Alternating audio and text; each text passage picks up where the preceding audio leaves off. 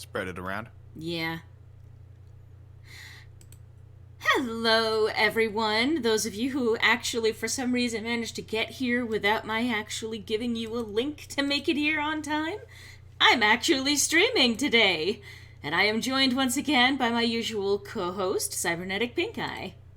Here we are in fear, and it's Here we are in fear, and it's I can't. I can't. I can't. I can't. Meanwhile, like I said, I actually forgot to tell people to join the stream. So, So if you got that bit, congratulations. congratulations, you've won. All right, so gonna fucking spread that around to folks who are not here.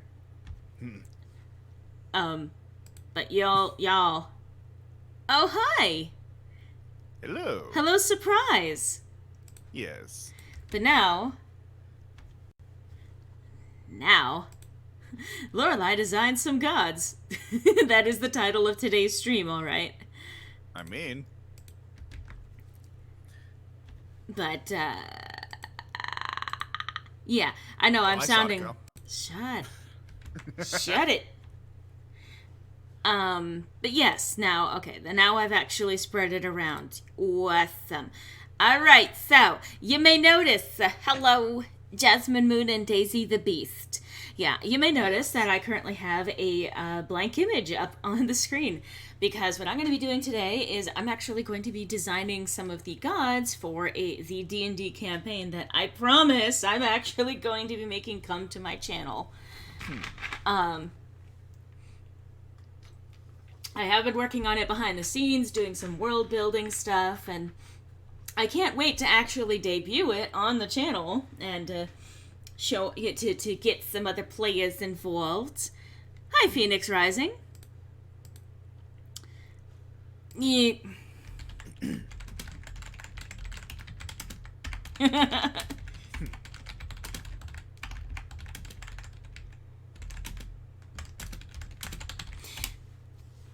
This is gonna be somewhat super, well, not super, but somewhat chill, laid back sort of stream today because I've been still low energy, but I wanted to actually do some kind of streaming this week for y'all because I keep missing these weeks because, yay, my health's in the fucking garbage bin.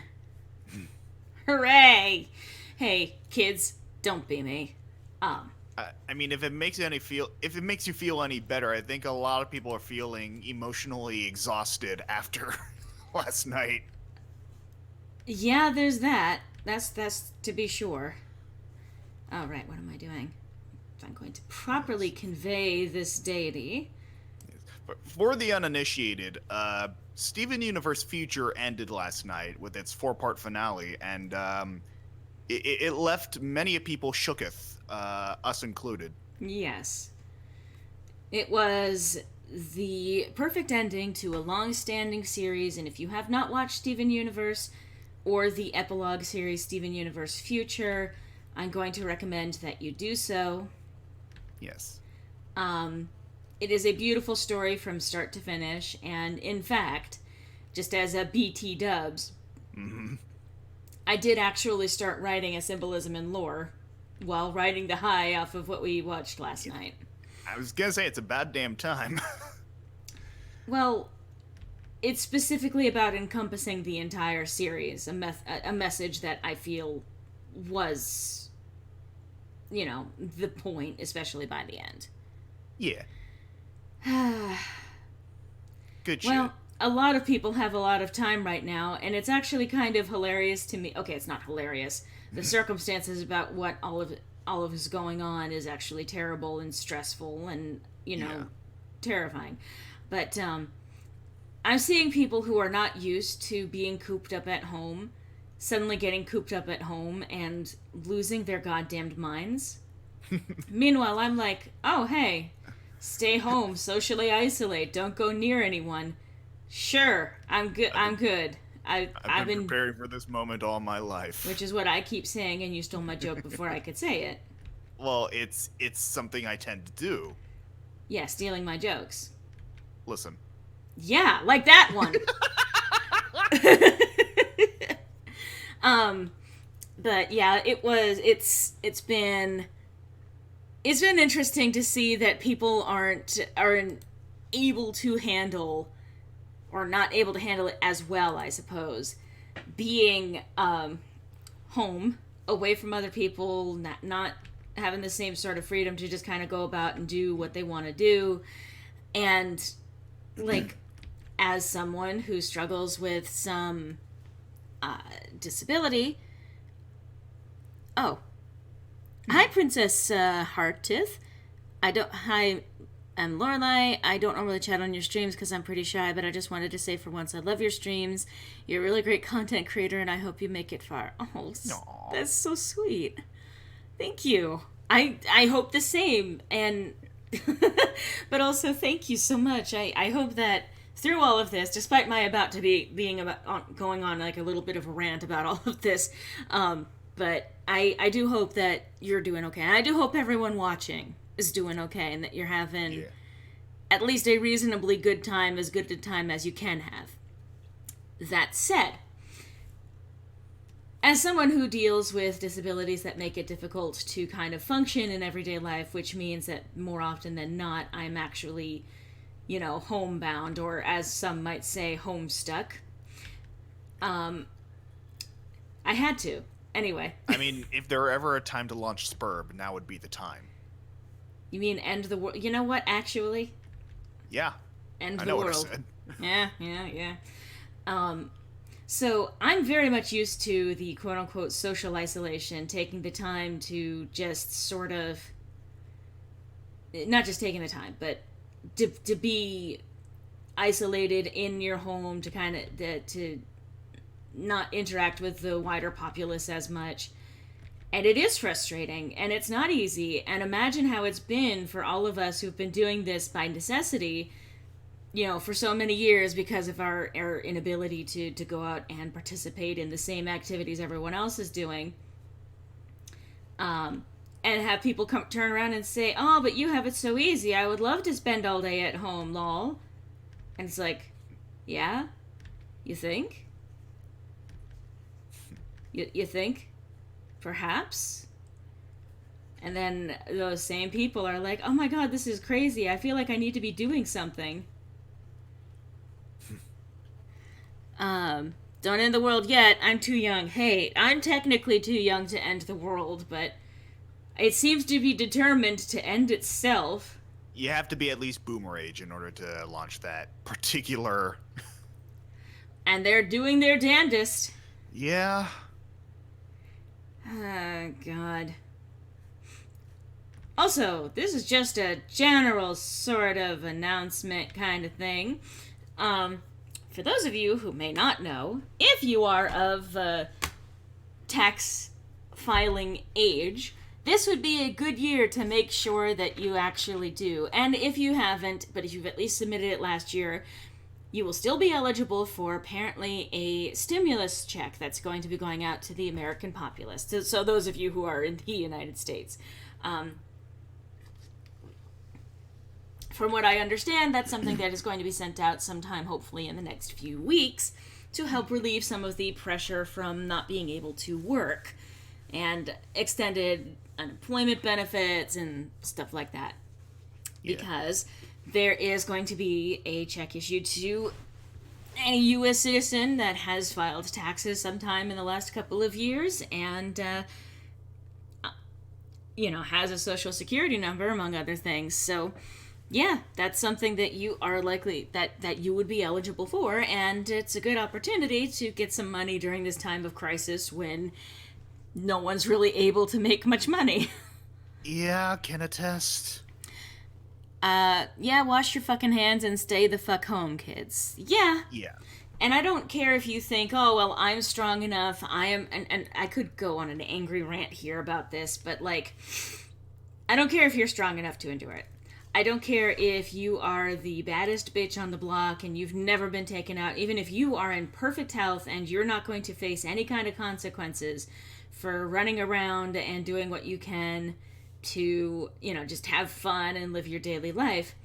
If you catch the virus and you don't show signs of it for 2 fucking weeks, but you're still spreading it around to the general populace, that is a major fuck you. Yeah.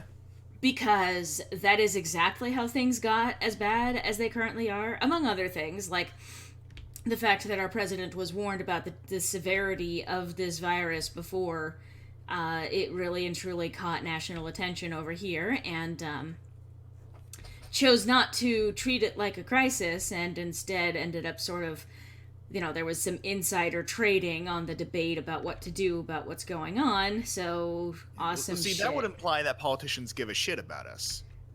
Well, some do, but most of them do not, especially not the current establishment as they exist. Yeah. But either way, stay home, do yourself a favor and don't expose yourself to a virus unnecessarily, and don't expose other people to a virus unnecessarily. Like, because even if you're not suffering for it, someone around you might. Yeah. Someone like, say, me, who I'm immunocompromised and also I have asthma. So if I catch this thing, I'm literally dead. Like, I'm not even, like, it's not even a fucking question. If I catch this, if I go out and by happenstance something happens to fucking leak through, if I get a fucking single droplet of that shit in me, then I'm gonna be fucking killed by it. There's a slim chance I might not be, if only because I happen to be as young as I am, but it's a deadly virus for someone like me.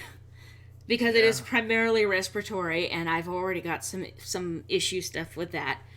Hi, Ragnar. Welcome to me talking about how I'll die. I mean, to be fair, this is right on the heels of your death symbolism and lore. Not on the heels of it, but God, that's right though. That was just this week, huh? It was. This week has been a hell of a month. Yeah. But it's God, and this month has been one hell of a year.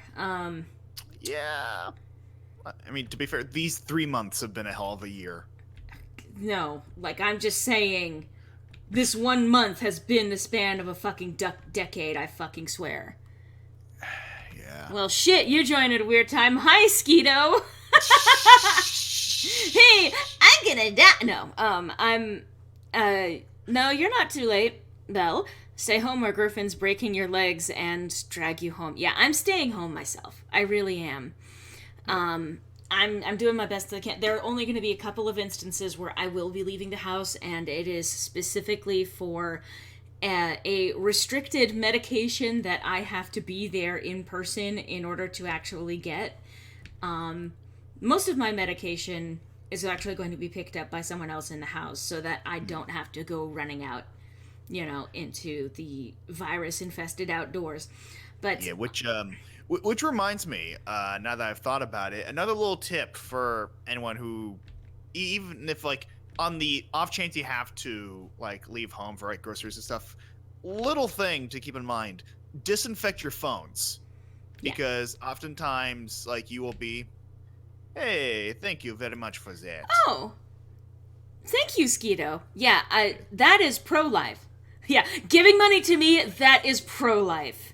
That is absolutely how you send the message to the universe that you are, in fact, pro-life, is that you donate to me. But no, seriously. I'm going to be so mad at all of the fuckers who went around being like, oh, I'm pro-life, don't let women have bodily autonomy, because I'm pro-life, all of those innocent babies. But those of you who just want to live your life, and those of you who are immunocompromised, well, it's okay if we let you die so that we can get the economy back on track. No, actually, that we can get the stock market back on track. Well, that's the thing. Pro-lifers stop giving a shit about your life the moment you're not a fetus. Yeah. Yeah. But anyway. Yes, and Endgame, you are correct. And here's the thing. You are an essential employee right now. And I think that that's one of the nice things about this virus, as it has been slowly causing us to be to recognize the actual essentials of society. Folks like you, folks who work these jobs that are considered menial and minimum wage and all of that stuff, are fucking essential, not just in a crisis, but for our everyday life. Yeah. The shit that you do, the trash collectors, the people who do essential maintenance, and of course, this kind of goes without saying, but the healthcare employees and doctors and nurses and all of that stuff, hospital staff, all of that. Not only essential, but vital that they get the support that they need in order to do their jobs. Yeah, and that's the thing. Because of the nature of my work, I technically fall under the category of healthcare, so my work has been deemed essential as well. So I've got no choice but to go out into this hot mess. Although they have been taking some measures in that regard to make sure that you don't have to expose yourself or the little ones to any unnecessary exposure. Yeah, I imagine that's like a case-by-case basis, though, given the nature of each individual client. I won't go into too much detail regarding the nature of my work, but suffice it to say, I technically work in healthcare. Yeah.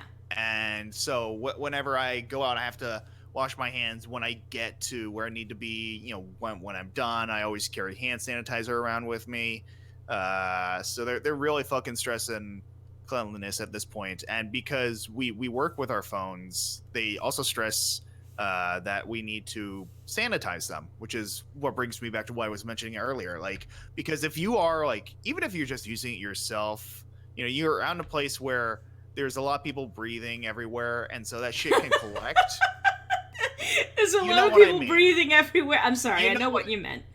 Yeah, so there's a lot of people coughing, a lot of people sneezing, and that shit that doesn't just go away, it lingers in the air. So when you're out and about, sanitize your phone, because not only are you touching your phone on a constant basis, swiping and shit like that, and breathing on it, but there's so much that's already kind of this accumulative funk in the air.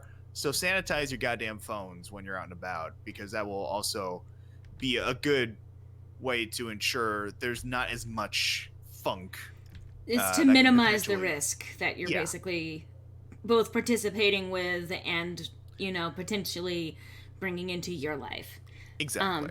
I remember when workers like me were looking for higher minimum wage, we were just called burger flippers and we're not given what we could have had. No, agreed. I've been right there the entire time. I've been saying that folks like you, folks who work these menial jobs, are doing the jobs that without them our society would not be running. Look at how many of these restaurants, especially these fast food restaurants, are now getting business, especially because they're attached with something like Uber Eats or Grubhub or any DoorDash or whatever these are. That with delivery programs are now able to get people food so that they don't have to go out into the grocery store every time, so that they can prolong periods between going out and doing their shopping to make the stress load on grocery workers a little bit less. But all of these jobs that have this entire time deserved not just a minimum wage that is actually enough to survive on, but to thrive on because of their essentialness to society. Their essential, their very essential nature of their job to our wider population, to our society, all of these things, and we're suddenly seeing it. And I am so much hoping that when we actually get out of this, that people remember that these employees were the essential ones. These were the ones that were keeping society going. McDonald's in England is closed, strangely enough. Well, yeah.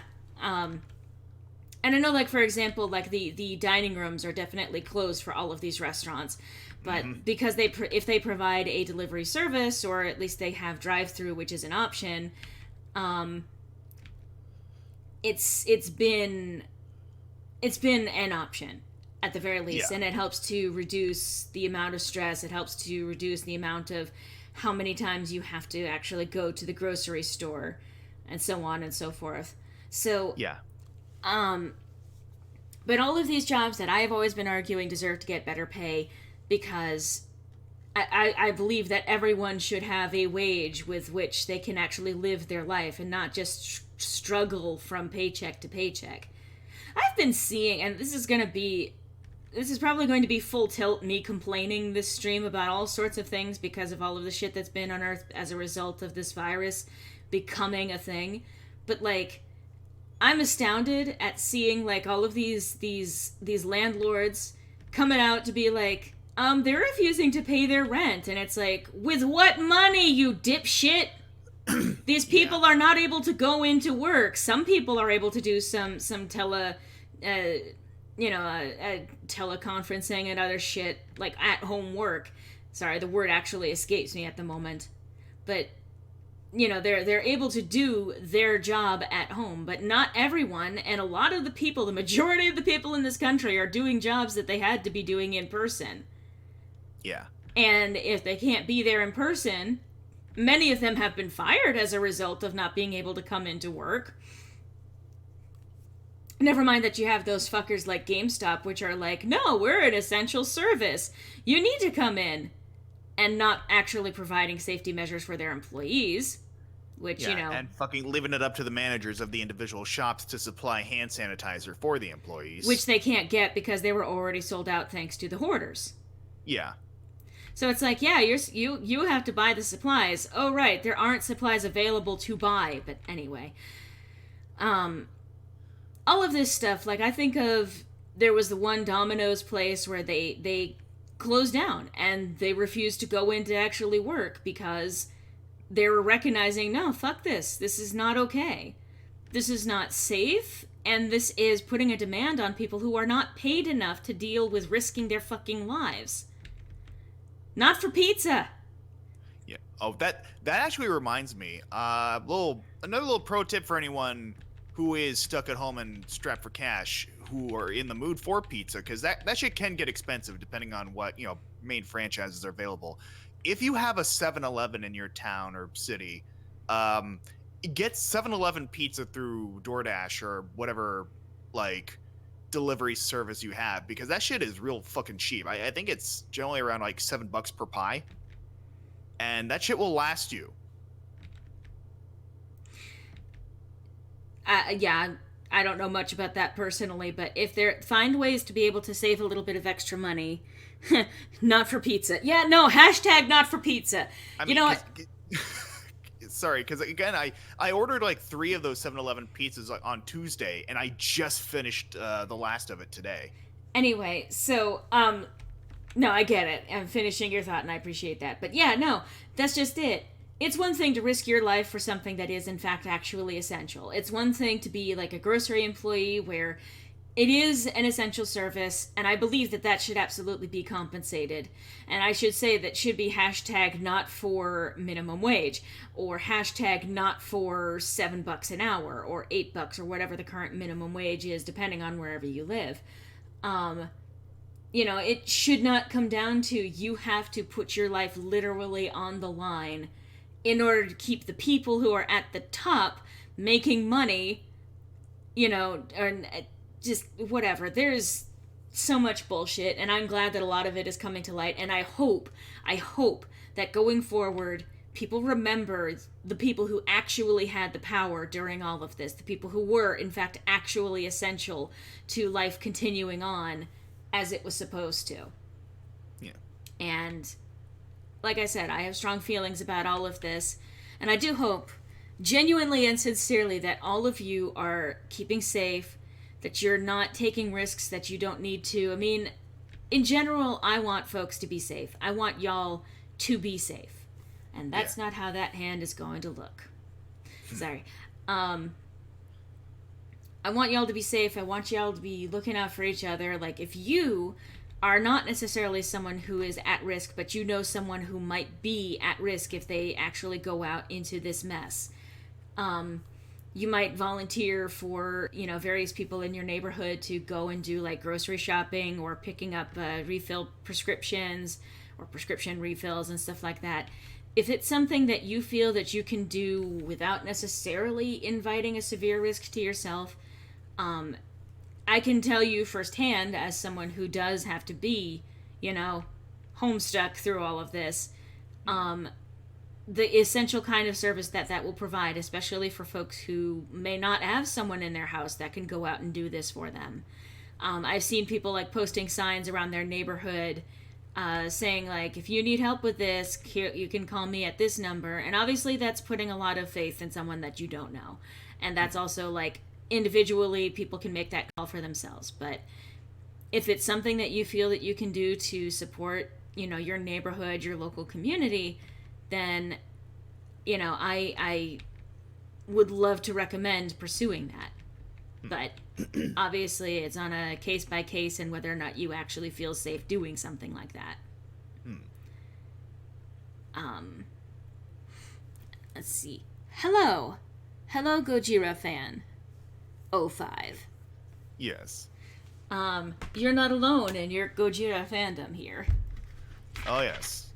I still love that. It was in the Shin Godzilla where they actually flipped it that Godzilla was the name of the creature, and like they just localized it in Japan as Gojira. Yeah, they reverse Romanized it. Yeah, I love it. It's hilarious, and again, I love that kind of detail. Yeah, well, watch Shin Godzilla for anyone there who wants a good monster movie. Oh, it's excellent. It is. I haven't seen my grandmother, who has a lot of sicknesses. Yeah. I mean, and honestly, I appreciate that Endgame, like, I'm sorry that it's, like, I don't want anyone to feel like they can't visit people, but at the same time, if it's something that because if you are working still in the public, if you are working as a grocery employee, like, it would be one thing for, like, me to go and visit my grandma next door if I had a grandma next door, but I don't think I have any grandmas left anymore, actually. Anyway, sorry, that was a little bit of random bummer out of nowhere.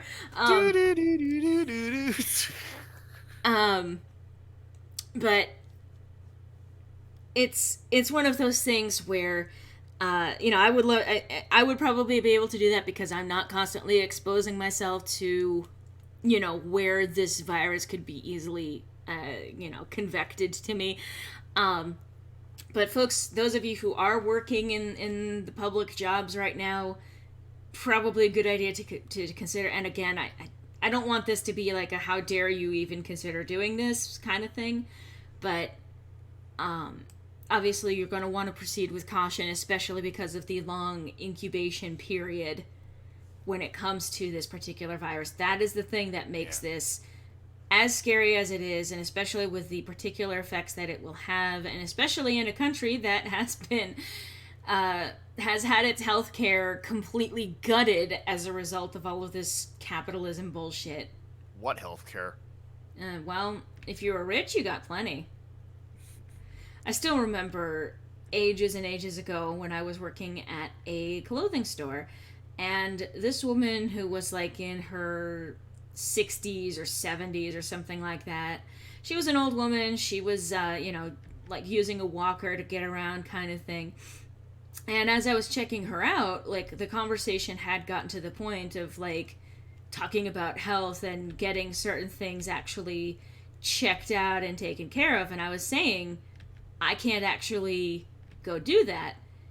And she's like, well, I mean, even if you don't make a lot at your job, there's always things like Medicare and things like that. And I was like, actually, I make too little to qualify for that.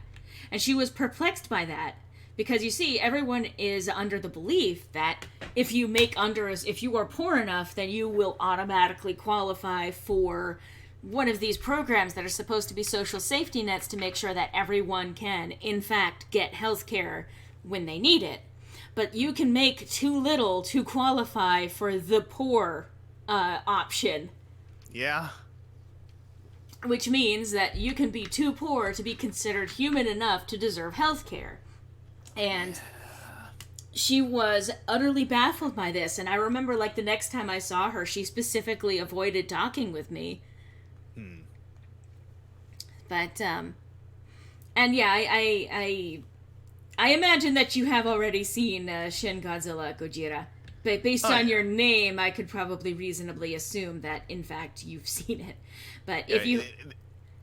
They are an individual of refined taste. Obviously.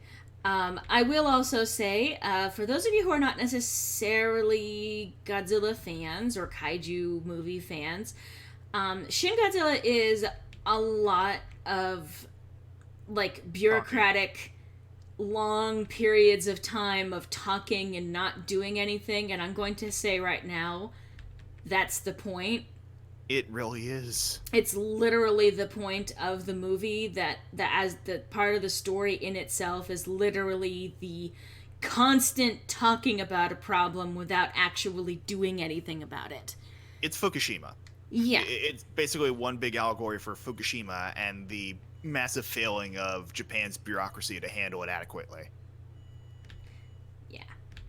Also, I mean, if you haven't seen, I will say that the new string of them that they've been making has also been really good.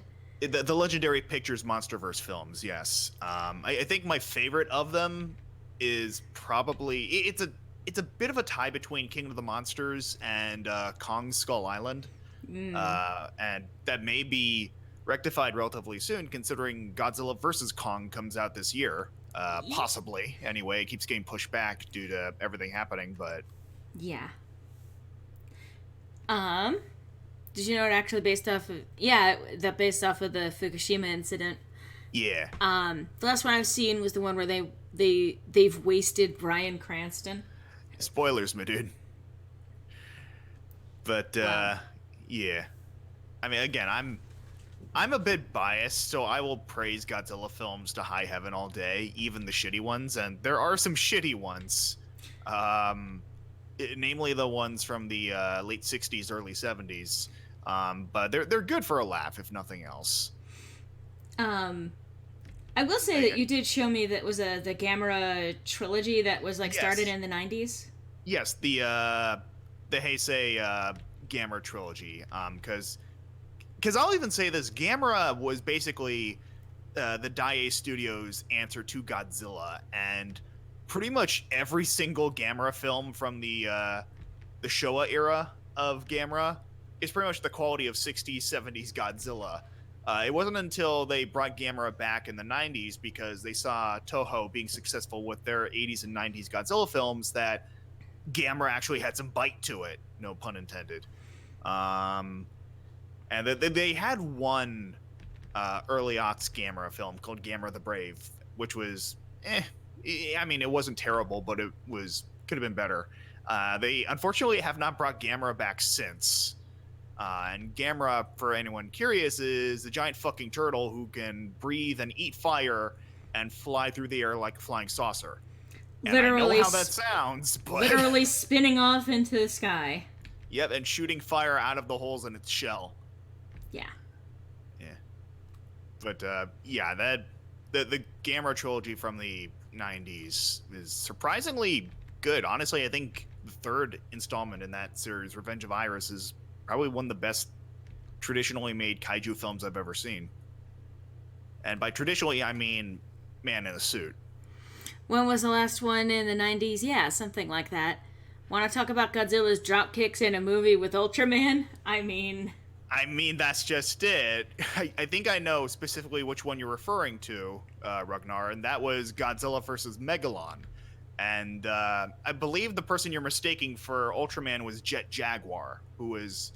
Funny story about that, even.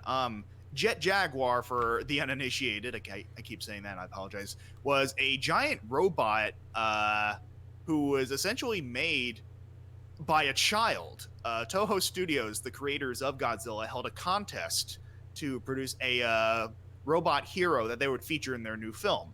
And the winner was Jet Jaguar, who is this big Ultraman-looking, smiling robot fighter. And because Toho wanted to provide a little more marquee value to the film, they put Godzilla in it. And it ended up being Godzilla versus Megalon. And that was the very first Godzilla film I ever saw. And in fact, I still have the VHS tape of it that I believe, I think I may have gotten that from my aunt when I visited her many, many years ago. And yes, before you ask, Lori, it is the same Aunt Debbie who had the dog who bit my nose. So, story behind that, to give a little bit of context, we've probably talked about it before, but even relatively early on in the two of us getting to know each other, we ended up somehow arriving on the subject of getting bitten on the face by a dog, and we both had have/had an Aunt Debbie to whom the dog was like owned in some capacity. Yeah. And that was the case with both me and him when we were younger. We both got bit on the face by a dog belonging to our Aunt Debbie. Yeah, I was around 5 at the time, and I still have a bit of the scar left over from that. I don't have a scar necessarily. I don't think it got too bad. It was more like a quick nip in the face, but it was still, like, it still hurt. I still got a black eye from it. Oh, God. But, yeah, no, but it's just one of those, like, what the fuck even kind of universal bullshit is this? The best universal bullshit. Like, how in the fuck? Also, for those of you who are watching what I'm actually doing and not just listening to me talk, I am, in the process of designing one of the god characters. I mean, hence, like, Loreley designed some gods. I said at the start, but I'll repeat it again. I am designing the gods of a campaign that I am hoping to actually get going on this channel at some point. A D&D campaign. And it's going to be a custom homebrew world in some ways. It's going to be following a lot of the more traditional rules of D&D, but there's going to be some unique elements to it. Yeah. And it's probably going to be a lot more like story-driven, character-driven stuff. Right. As opposed to, like, say, the kick down the door method of D&D. Yeah. Also, that's a big oof, M-game.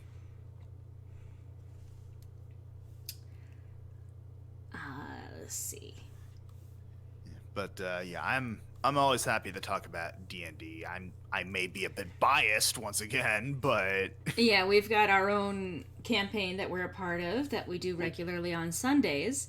yes, which we've we talked will never about stop talking about. Yeah, we've never. Well, to be fair, one of the reasons why I haven't stopped talking about it is because I'm also adopting one of the NPCs from that campaign. Is that what we're calling it? Adopting, snogging, whatever. Anyway, but yeah, no, that's going to be interesting. So those of you who actually watch my streams are going to have a little bit of a surprise bonus to stuff that's going to be going on in the Ballad of Loreley campaign. Yes. But let's see. So the character that I am presently drawing, is the goddess Lumina. And these lines that I am currently working on in the area behind her is her hair. Because her hair literally extends infinitely out into the cosmos. Because you can do that kind of thing when you're a god. Oh yeah, plus it's character design with Loreley, so one of the prerequisites is extra. Well, you don't have to say it like that. I'm not saying it's a bad thing.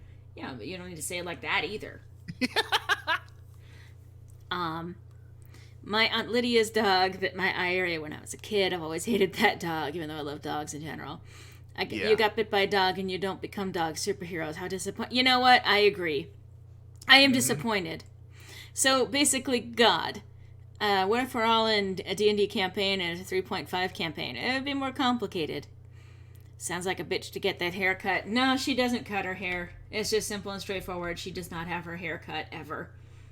Yeah, so simple and clean is the way that she's making you feel tonight. Go outside.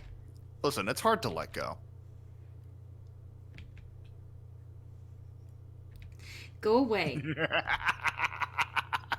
Go get coughed on. Well, I mean, given the nature of my work, it's probably an inevitability, unfortunately. My word. But yeah, that's the interesting thing about D&D, I find, is that there is so much thought that the DMs put into everything, and there's so much planning that goes into it, and I know I keep saying this, and we have, like, somewhat conflicting opinions, that you can't really plan for D&D. There's some things that you can plan for, but overall, like, when you've got a bunch of people who are effectively collaborating on the world building and the plot development, then yeah, no, you've got to be flexible. You got to be willing to kind of roll with what the players present you with. Although Yeah, I will say, on the other side of this, if you are a DM, even if you want to make sure that all of your players are happy, it's one thing to accommodate their requests. It's another thing to have them completely railroad your campaign away from what you actually want to do. So yeah, you wanna make the balance of like what you want to accomplish with what makes them happy. Because ultimately, here's the thing: it's your sandbox. They can play in it, but you're the one who gets to set the boundaries and how much sand there is to play with. And you're there to tell a story. It's one thing to pursue all of the little things that your players want to do. It's one thing to work into character backstory stuff for your players. That's all well and good. But if yeah. that becomes the center focus of this campaign and the actual story suffers as a result of that, it's okay to put your foot down and say, hey, so I'm going to take the reins for a little bit and put you on the next leg of this quest. Yeah. Because I mean, there have been some interesting deviations from what I'm sure our DM. How many fucking boss confrontations have we avoided because one of our characters charmed their way out of it? I mean, so I just want to address the chat as it's going. The hair, that sounds like she's the goddess of hair. I miss playing D&D with friends. I've never done an online one, though. I think I have Roll20. Doing it online is actually quite a bit of fun. Roll20 accommodates for a lot of what you would want to do with the campaign, and like combined with Discord for like the actual call stuff. I mean, I know that they have an in-app ability to do calls, but I think Discord's a little bit easier. Personally, I don't think you can plan anything on any RPG campaign. It depends on both the player's actions and the DM's actions and the rules they set up during session 0. More or less, you can celebrate the new year of 2020 and roll initiative. That's literally what happened. I'm very guilty of derailing of campaigns. Have you two seen the final episode of Steven Universe Future? We have. We have, and we're not going to talk spoilers, by the way. Yeah. I'm literally in the process of writing a symbolism and lore based on some reflections over the course of the series and as a result of the final episode. Anyway, so what in our campaign, we are systematically removing enemies. Because here's the thing. We had like an early encounter with a necromancer that instead of fighting and defeating and possibly killing, early on, one of the members of the team, Tycho, cast Charm Person and befriended him, and as a result, actually revealed that one of the classmates of our characters, because this is set in a modern world and they're all teenagers, well, most of them are teenagers, ended up actually being the one in charge. And so that was an early reveal that our DM was like, wait, what the fuck? You're not supposed to do this! And because on the other side of that, there have been times where we went through with fucking combat exactly as we were supposed to, but we just wiped the floor with the enemies. Well, and I'll get to that. The DM off more. I'll get to that in a moment, but like... So among other things, and I know that we've also talked about this, we currently have 2 members of our team that are romantically involved with 2 members, or at least members/former members of the bad guys. Yeah. One of whom was the classmate that I mentioned just now, who is now romantically involved with Jess, the paladin of our campaign. And my character, Ophelia, saw Mr. Anime Boy and went, yep, that's mine. And has determinedly flirted him out of being one of the bad guys. He's in a bad space right now because he's still in a weird situation, but there's going to be a rescue situation planned. But yeah, so now that's 2 of the group called the Mages of Dahia that we have successfully basically removed from being the bad guys. I love how you essentially flirted him out of his faith. Yeah, well, okay. It's not flirting him out of his faith. What happened was the flirting got him over to the world that all of our characters resided in.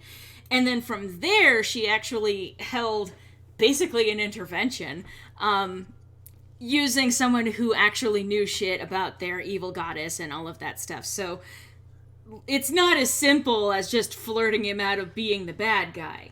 That's fair. Although I do like the image in my head, like, well, my soul is damned, but the booty is good. There are words. There are, in fact. Let's see, actually. Do I have anything in this folder? What the fuck? What even in the fuck? Wait. Oh, did I drop them in a different folder? Is that what I did? Possibly. Did I do it? I did. I did it dumb. If it makes you feel any better, you're among friends. Okay. I was like, what folder did I save this in? And it wasn't the folder that I thought it was in, but now I found the correct folder. Anyway. Hey, Rubrina. Or Rubrina. Basically gave them a friendship approach and stopped him from being evil. The friendship is magic approach. Yeah. Well, and also the Dragon Ball approach. Yeah. Although, again, in Ophelia's case, it was literally... I love that first fucking conversation. I mean, their literal first conversation was an actually pleasant exchange while he was going around pretending that he was just trying to track down a dangerous criminal. Yeah. Then he turned out to actually be the dangerous one and kind of an asshole who nearly, total party killed our team. But then after that, Ophelia was like, yeah, that's hot. And actually, because he'd given sending stones to various party members, including Ophelia, and she actually still had hers, and at some point decided to call him to basically invite him over so they could talk. Of course, she left out the part where what she was going to do was flirt with him until he would have been enticed in that way to come over. And so, of course, these people who were listening in on the conversation as she was just steadily saying things that were more and more outrageous were like, oh, God, should we be here to listen to this? What is this? And I'm not going to say all of the things that she said because she certainly went places. Although I will say I love the line where she had asked, do we have to be enemies? And he goes, well, perhaps not if you were to join our side. And after a couple of clarifying questions, she then said, so if I were to join, would I be directly under you? And the thing is that the entire time, the DM was actually rolling composure checks for him. And on that one, he rolled a 2. He was not okay. That was, you can even tell that there was kind of like, he was already like edging towards, being, like the first part of the conversation, he was like, who is this? Well, I don't trust what you're saying, and I can tell what you're doing. I can tell that you're trying to flirt with me, and I'm not going to fall for that. Spoiler alert, he did. Yep. Directly under, correct. And by the end of that call, he was like, yeah, I'm going to see what I can do to make my way over so we can talk about possibly you joining us in person. And she was like, yeah, okay. Silently kind of going to herself, I'm never joining those fuckers, but I'm going to get you away from them. And then literally the next day, because he was leaving it ambiguous, like, I'll think about it and I'll be in touch with you if such an opportunity presents itself. And literally the next day. Yeah. He called back and was like, hey, so, when can I come over?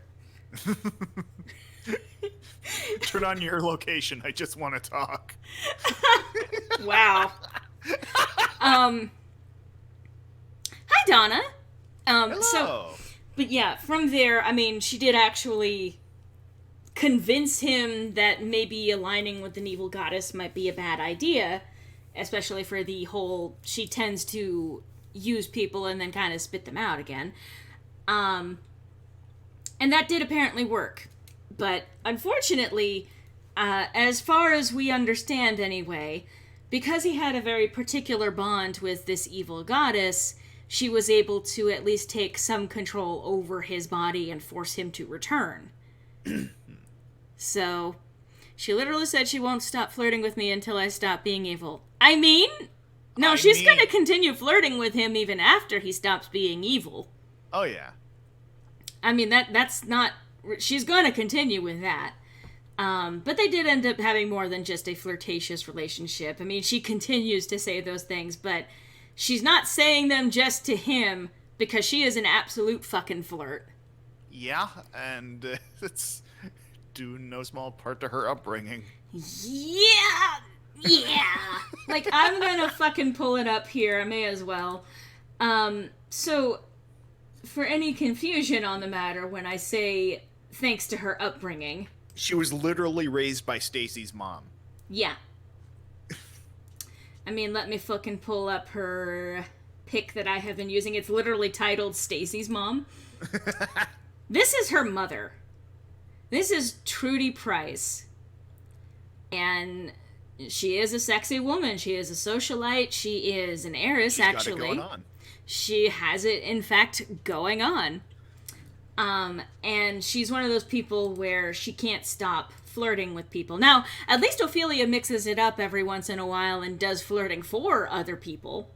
I think one of the ways that I forget the exact context for it, but like, I think like they were talking with Jess about Emma and her relationship with Emma, and Ophelia says something that was like a little bit raunchy, and Jess says, don't put it like that. And Ophelia said, well, I'm going to put it whatever way I like. And I forget exactly who says, but what about Emma? I was going to say, I think that was Owen who said, isn't that Emma's job? And no, it was like, but what about Emma? Because Ophelia's response was, well, she can put it wherever she wants. And then Jess, like, exploded. Looks like a Whiteford tabaxi? I mean, I'm ace, but hog damn. She's not a pig. Anyway. But yeah, so Ophelia has gone on to say these I think there was even... So, the NPC, which I am adopting / stealing into my campaign, Weldon, is something of like a dad figure to several of these kids. He's...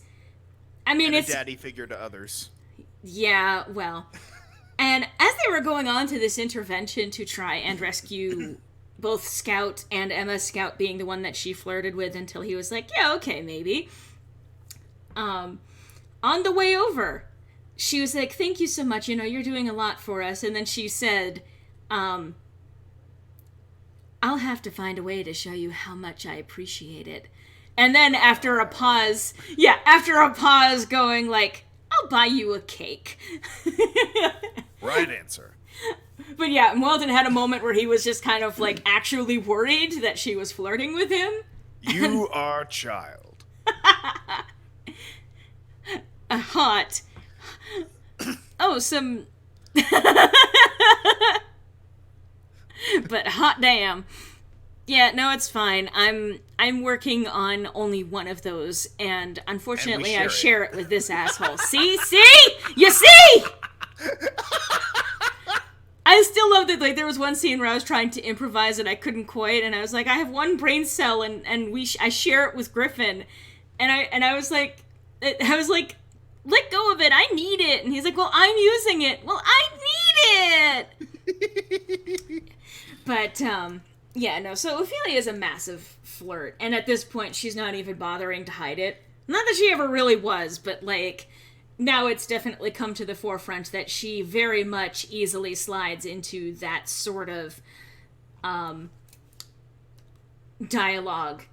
And it's funny to see everyone else on the team kind of just like, oh my god, she actually said that. I think my favorite... Especially Marcy. I was going to literally just say, Marcy's responses the entire time have been these delightful combinations of, oh my god! Oh my god! Oh my god! Yeah, Marcy being Nezumi VA, by the way. Yes. Who plays the character of Jess. Yes.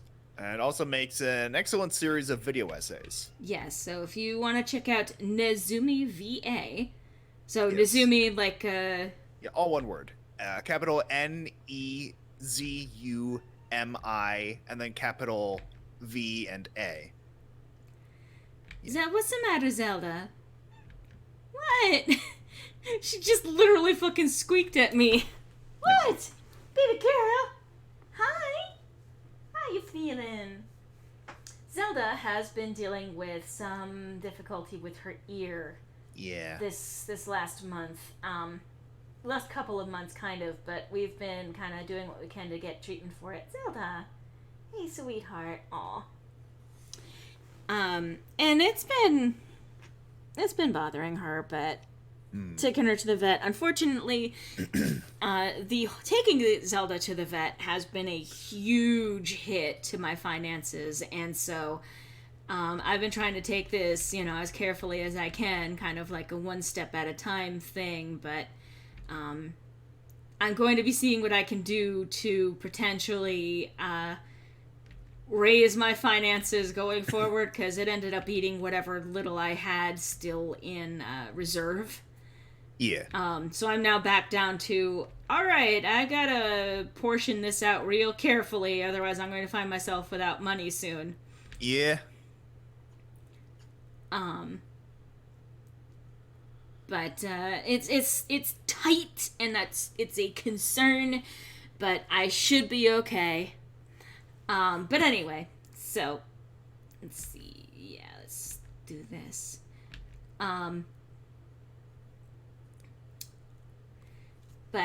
So yeah, now this campaign, which we inevitably end up talking about at great length every time I stream, I swear to God, has been actually a lot of fun.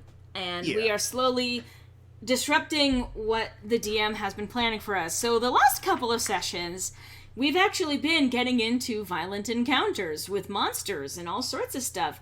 And the thing is that for two of them, our characters were not necessarily OP, but we're so good at playing these characters, and especially in combination with each other, that we keep stun-locking her monsters and then killing them before they can get a single action in.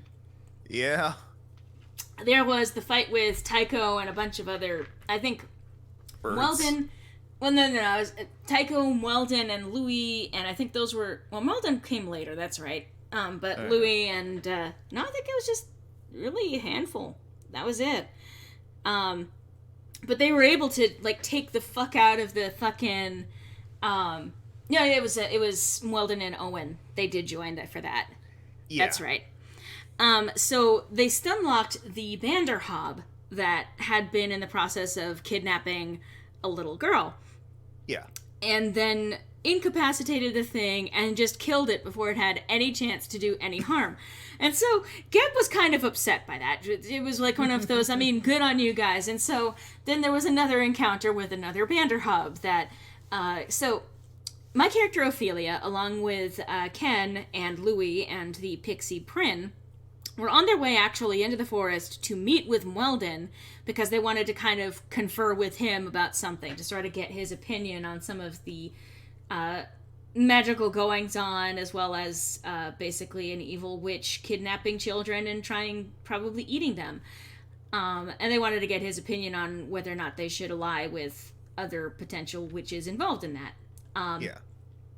However, before they could find him, they found another Banderhob, and it turned out the Banderhob had actually kidnapped Weldon. And the funny thing is that we found out about this, but apparently what had happened there was the DM had rolled a stealthy little save behind the scenes, and he rolled one twice.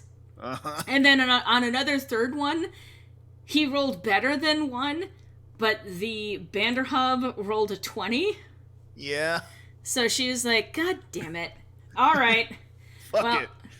He's gonna be kidnapped. So Ophelia, having just learned the spell Id Insinuation, was able to incapacitate the Banderhob almost immediately for multiple rounds, and especially because her spellcasting DC is 16, so the Yeah. Banderhob would have had to roll better than 16 in order to break out of her insinuation spell, which, among other things, basically completely incapacitates the target of the spell and makes them unable to do anything except take psychic damage and roll another wisdom saving check.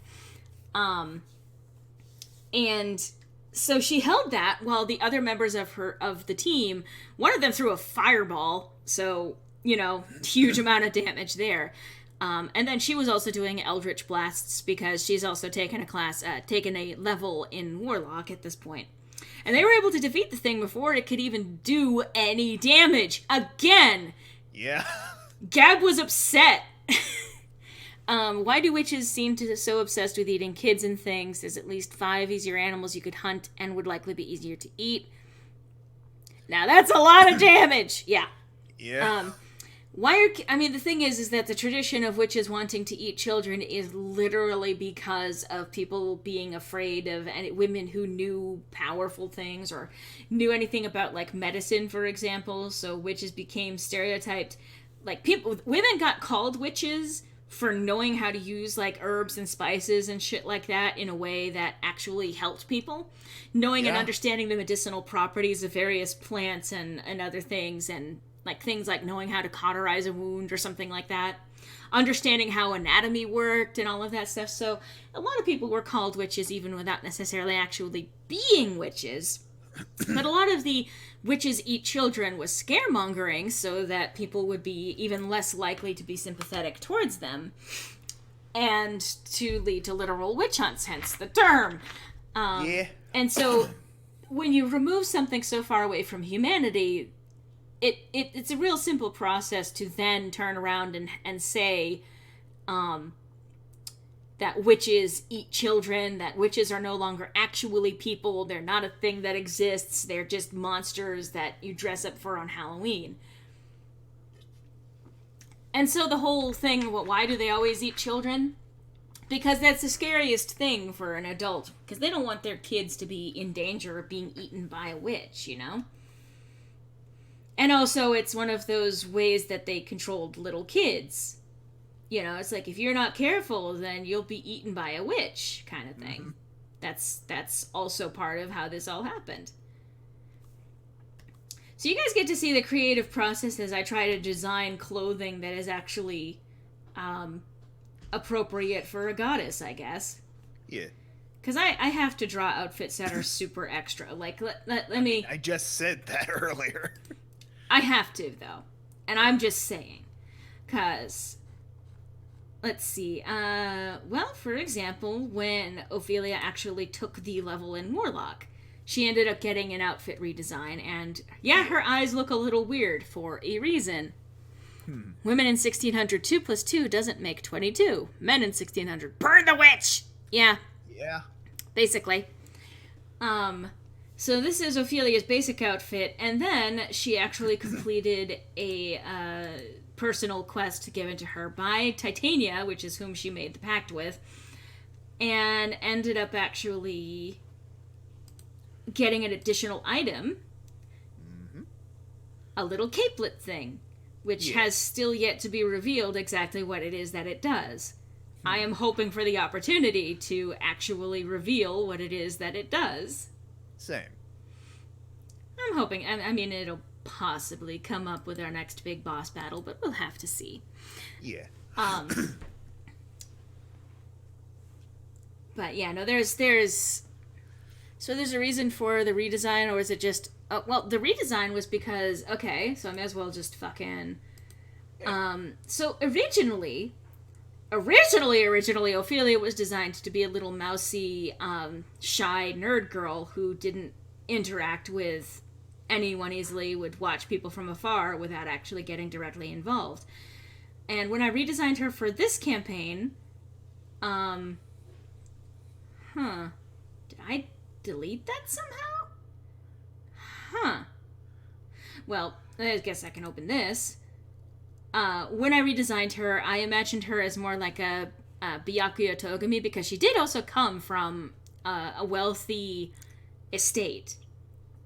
And so, one of those people who valued practicality over sentimentality. She was also still planned to be something of a flirt, because like her charisma score at the start was actually 19.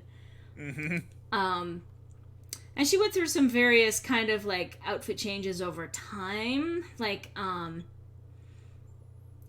in time I gave her like a slightly more friendly expression. And by the way, that's also Weldon. But now I was actually planning on this one outfit lasting a while. So I redesigned her. I mean, the implication being that she is one of the mean girl stereotypes, a popular girl who updates her look every once in a while. And I was planning on this one being around, but then the DM decided to kidnap her boyfriend. So she decided that what she was going to do was, well, first she had a total meltdown. Broke down, literally attempted to swap souls out so she wouldn't have to be in control of her own body anymore. She had a bad time. But they were able to bring her back, and so she came back, and she was like, hey, so, Titania, you keep calling out to me. I'm going to accept your pact, but here's the deal. You are going to give me the power to save my boyfriend. And Titania's like, okay. And so she had to get... Okay. Yep. Ophelia? Yeah. I mean, is it just to look cool? Yes. The answer is always yes. Is it just to look cool? Yes. I mean, rule of cool. Yeah. But anyway. So meanwhile, the actual thing that I'm drawing right now...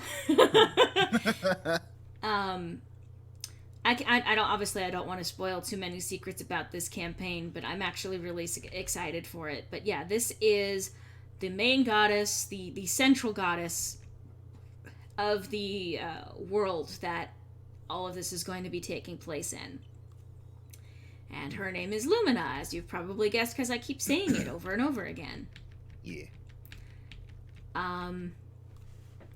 Titania, cake, cool beans. Titania be like, your soul is mine, I guess. Yeah. So, funny story even with that. When she was initially talking with Scout and trying to convince him not to continue his service with the evil Dahlia, she was like, yeah, don't, if you sell your soul, then you're just going to get taken advantage of, and, they'll use you. And then she turns around and immediately sells her soul to the Archfey, Titania, Queen of the Fae, or at least one of them. So I imagine that if and once they do actually go to retrieve Scout and make sure that he is okay, see all of this campaign, it is fun. We are having a blast with it, but yeah. So the ongoing joke is that, like, as soon as he finds out what she did, that there's going to be, oh, so when I sell my soul, it's a problem, but when you sell your soul... And they both are two people with poor impulse control, which is, like, again, he traveled worlds because a pretty girl flirted with him over the phone. That was effectively what just happened with that. Alright. And also, bye, Bobo. It's probably going to be a while before you hear that, but... Yeah. This campaign has been a blast. Oh. And I'm looking forward to getting back to that. But yeah, so... Let's see. But yeah, I want to talk so much about the campaign, but I realize, of course, that if I put that out there, then people I want to be involved in the campaign are going to know some of the biggest spoilers of the campaign. Yeah. And that's not going to be good. I want certain things to be a surprise, but yeah. This is an interesting figure because she's actually an example of a god that rose and ascended to become a god. That she was originally human in her life. And an interesting design feature, which I haven't gotten to yet in terms of her overall design, but she actually is perpetually crying. Because around the circumstances of her becoming a goddess, she was weeping with joy and gratitude over a particular situation. And as she ascended, the tears ended up becoming those things where they turned into crystalline droplets that have some magical qualities if you happen to possess one. So, Blue Diamond. Olivia's soul could be a cash converter situation. She sells it and buys it back. Again, it's Ophelia, not Olivia. Yeah. Ophelia. Yeah. But I'm sorry, I'm not to be like correcting you. I'm just like, yeah, this is the circumstance that she's in. That is her name. She can't really buy her soul back, however. That would be painful because you really don't want to try and break a deal that you've made with a fae. I was gonna say, yeah. That would be a really bad thing to do. Just like in general, like historically through fiction, you really have not wanted to ever fuck with the fae because they will end you.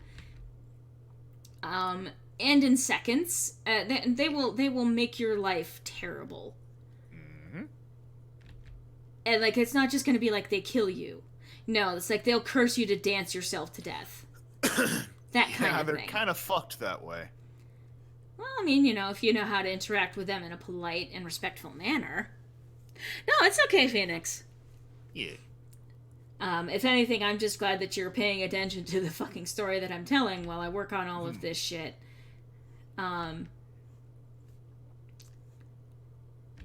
Actually, let's see.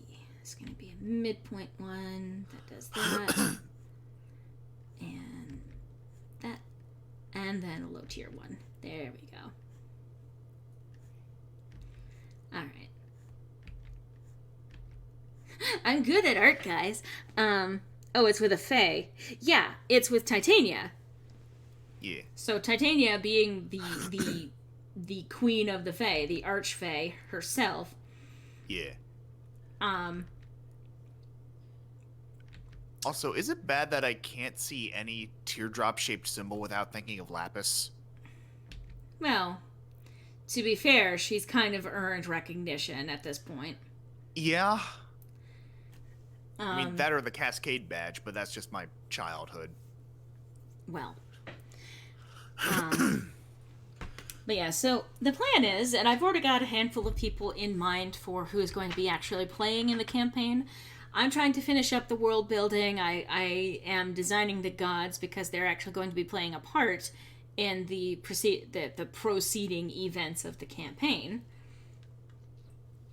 Once I actually get all of that nailed down and once I actually get a little bit of practice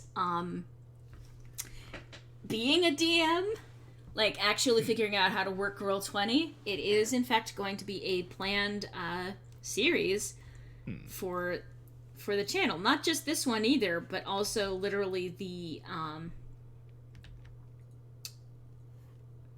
okay, no, I don't like that. Anyway, but yeah, a planned series for the channel where I'm going to be streaming a D&D campaign. It'll probably be for 2 to 3 hours at a time once I actually get that going. And it's going to be interesting, especially because it's going to be my first serious D&D campaign. How long has the campaign been going? Who planned the campaign to be like this, like modern with teens and such? So technically, about 3 years ago, in this group of friends, called the Rocher Hotel Crew, but like it's one of the friends in that group, Gab, ended up approaching everyone saying, "Hey, so I got an idea for a campaign. Would you guys like to play in this?" And we were like, "Sure." So a bunch of us came together, and other people who were part of the group who weren't actively players in the campaign ended up becoming NPCs, like playing NPCs in the campaign. And it was actually turned into a podcast for a while. That was just it. It was always intended as a podcast, so it was recorded sessions and then edited for clarity and all of that stuff. Yeah. And that was where the idea first presented itself. It was called Magic of the Mundane. And it was basically an anime world, actually. Pretty much. Anime characters, anime teenagers who end up finding themselves called to a higher purpose and find themselves being dragged into events involved with magic and fantasy. However, while that was fun and it lasted for several sessions, unfortunately, someone ended up leaving the group and the campaigns just sort of kind of fell apart as a result of that. And so the campaign was kind of, put on the shelf. So then, late last year, the DM was like, hey, so what if we rebooted this campaign? And, we tried again. And a bunch of us were like, sure. And so some of us were returning with our characters, and since Griffin had actually joined that server and that group and everything, he ended up getting kind of pulled in. Yeah. And making a new character, as well as Marcy, who was new to this as well. And we started this new campaign, a reboot of the original campaign, which turns out to actually be the same fucking campaign. Yeah. And we've talked about this before, so again, it's not exactly a super spoiler here. Yeah. New timeline. New timeline is same universe kind of thing, and one of the characters, Weldon, in fact, is someone who is literally existing in both of these worlds. Find me teenagers with attitude. That's not even a joke. That's literally what happened. Effectively, anyway. So yeah. So how long has this campaign been going? Technically since about 3 years ago. But this particular iteration of the campaign actually started, I think it would have been, November? Yeah, it would have been November of last year that we started getting going with that. Yeah.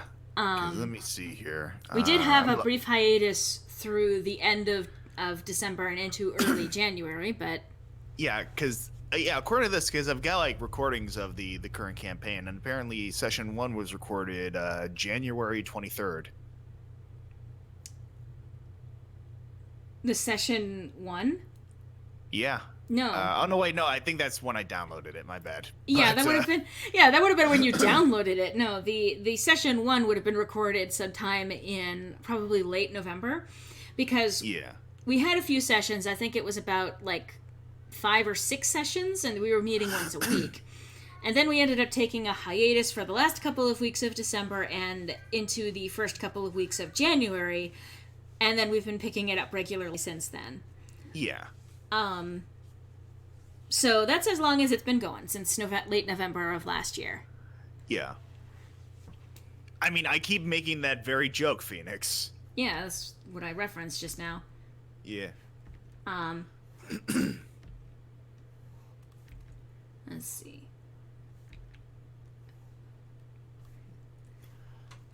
So, I suck at, clothing folds. I've been trying to be better about them, but, let's see.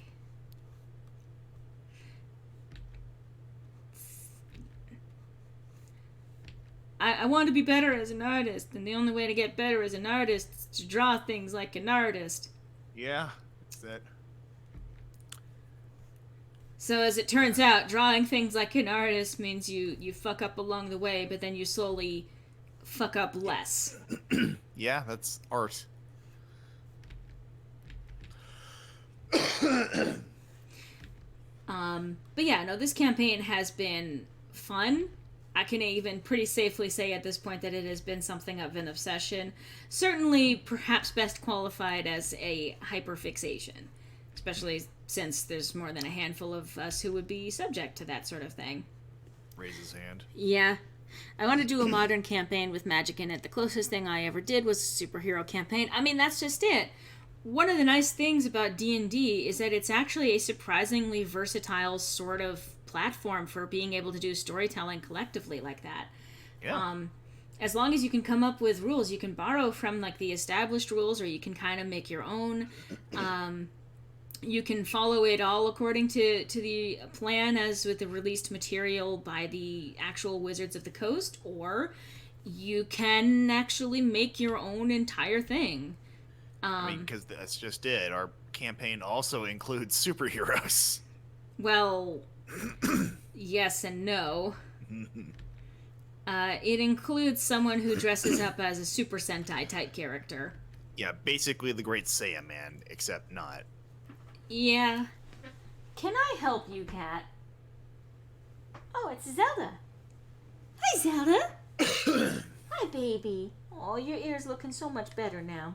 It's been kind of like pressed down to like the side of her head, and right now she's got it all the way perked up. Hey, baby. I'm gonna have to give her another dose of her medicine. Are you gonna try and flatten yourself underneath the bed, sweetie? Why are you doing that? Hey, are you a squeaker? No, you're not squeaking right now. Okay. I'm planning on an adventure with other friends, but as a DM for the first time, hey, best of luck. It's not an easy thing. There's a lot of work and planning that goes into that sort of thing. Yeah. But, like, don't worry about getting it, like, super perfect, because that's one of the things, is that it is a collaborative effort. As long as you put the clear effort into actually making the campaign something enjoyable for everyone, then your players will respect that. And if they don't, then they don't have to play in your campaign. Superhero 1 was a different platform thing. It wasn't D&D, it was one-shot. Yeah. And those will happen. And that's just it. Like, Dungeons and Dragons as it is just one iteration of a tabletop campaign. You've also got, like, the World of Darkness stuff, which includes Vampire the Masquerade. You've got a lot of options when it comes to running campaigns, and since then it's splintered off into multiple different types of role-playing games and a lot of tabletop-based games that involve dice rolling as part of the determining factor in how events play out. Yeah. And so there are superhero modules, there's anime modules, like there's literally things that are designed to be like anime for this. But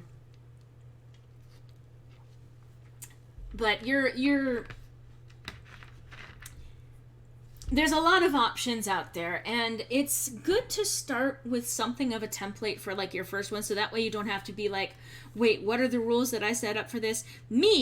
I'm going to be jumping into running a campaign that is based on original rules and reality for itself, because I'm an idiot, but also because I'm a storyteller, or so I like to tell myself.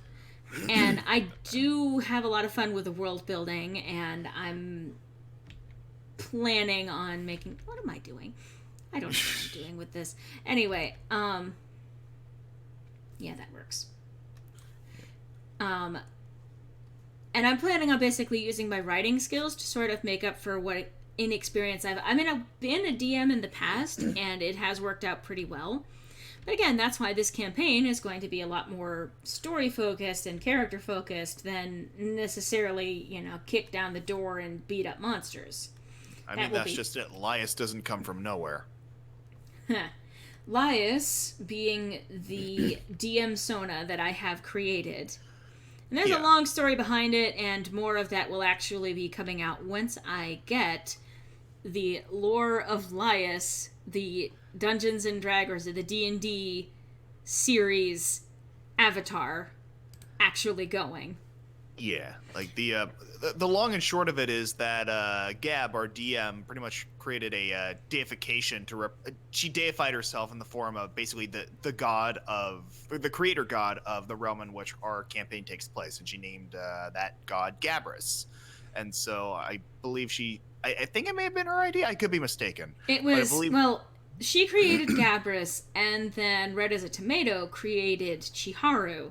Yeah. Who basically is the god of ships and romantic connections in the world of our campaign. And so, as they were kind of fleshing out more and more details with that, a bunch of us decided to go and create further DM Sonas. Me ended up creating Lias, who is, again, visually based on myself, but also not myself. And that kicked off a whole bunch of people drawing their own DM Sonas. Yeah, of course I can't draw, so I had Gab draw my DM Sona, who is Frakopi, who is the god of basically plot complications and obstacles and hiccups in character development. Basically, any shit that goes wrong that kind of stops things from being hunky-dory, that's Frakopi. Yeah. Meanwhile, Lias is the god of storytelling. literally, so they've also got, like, nicknames. So, like, in her case, she is Laius, the lore master, the god of storytelling. And it's actually hilarious how this ends up kind of playing out in the campaign, because my character is always at the forefront of where a good chunk of the plot is happening. Yeah. And even if she's not, then she keeps accidentally doing things that are, like, narratively fucking perfect. Mm-hmm. Like, recently, like a few sessions ago, after she went warlock and they were leaving the forest after a tremendous magical event, she kind of remarked on how this is really nostalgic for, like, that time when we first discovered that magic was real and we left the forest, and it's just like, you know, this is kind of really cool. This reminds me of when we did that. And then Gab said that night that this is probably going to be taking us into the second arc of the story. And I was like, so my character commented on the fucking closure, the bookend of the story, just as there was a bookend of the story. Yeah. Frakopi. Yeah. Yeah. Frakopi. And his nickname is The Broken. Yeah. Because, again, I decided to make him a bit of an edgelord aesthetically, because he's got, like, a robe that's all tattered, and he's got a scar around his mouth, and the hood of his, like, cloak is covering his eyes, and he is basically the deification of everything that can go wrong in a plot.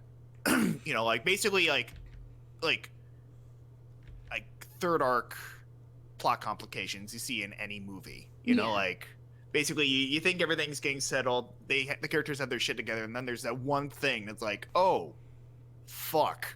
Yeah. Yeah, that's for Kopi. And the other guys, there's Luke's, which is Lushu, who is the game master, who is, what is it exactly, the god of chance? Like, or not chance, but... basically strategy. Strategy. And, like, competition. Yeah, strategy, competition. There is is Shangria, who is the god of companions, basically companionship, friendship. Basically, the magic of friendship is his entire shtick. Yeah, and then there's Perugi, who is the goddess of just despair, pain. Yeah, despair and pain and all that. And then there's Recordius, who is the god of random chaos. Yeah.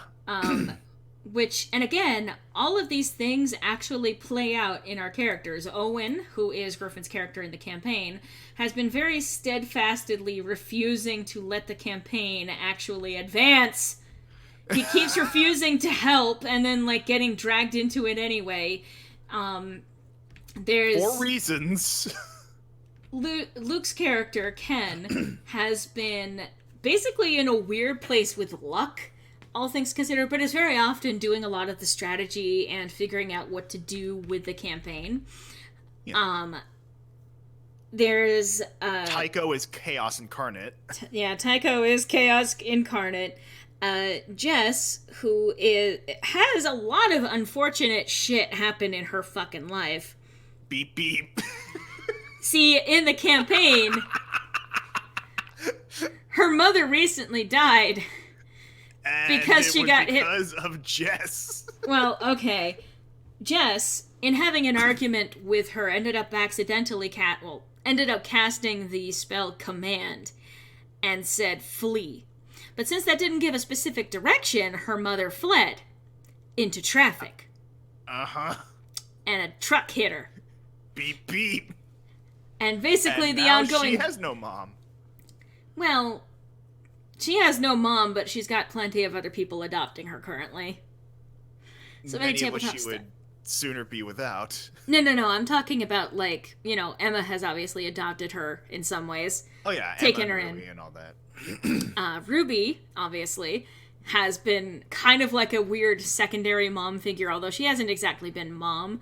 Ruby being an NPC that was originally one of the bad guys, so again, this is a fucking habit. Yeah. Then Ophelia has also been like, hey, I have a place too if you need it. So there's more than a handful of people who are looking out for her. And then, of course, I imagine that if she and Weldon had more time, like, he would be doing more along the lines of trying to look out for her. But it's just one of those things that doesn't always work out that way. Yeah. My girlfriend has been helping me get into D&D. I'm shy about improv in terms of character interaction, and I don't want. I understand that, and I know that, like, especially when we were recording the first iteration of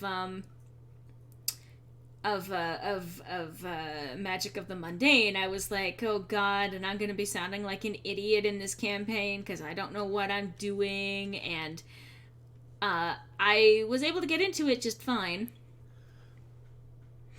Tycho, I can do anything. Look, you say that, but, like, one of the things... So, the person who is playing Tycho is Rec D, and one of the things that he has become known for most recently was his world revolving with lyrics that he did. And it has been incorporated into a couple of different things. But yeah, that's one of the things that he has become most known for. So yeah, I can do anything, Jevil intensifies. Yeah, basically. But yeah, no, that campaign, literally, we keep leaking back into talking about that. I suppose that's in absence of being able to talk about anything to do with this campaign. And I am presently trying to render art for. But I'm looking forward to getting to that point. Yeah. Everything okay? Yeah. Okay. Let's see. There we go. That's not correct.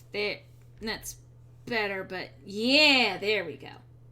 So the fun thing with art is pressing Control Z a million fucking times until you get it the way you want it to look. I feel like that's a message for life. Control Z until it works? Yeah. I mean, I guess. But let's see. Alright, so that... yeah, I think that is the basic level. Okay, so... but I am looking forward tomorrow. I think we inevitably end up talking about the campaign because Saturday I stream and then Sunday we play. So like we're usually in the mindset of this is something that we're going to do. And so we're excited to that effect. That's too thick. You know, maybe there's a reason why this outfit is the way that it is.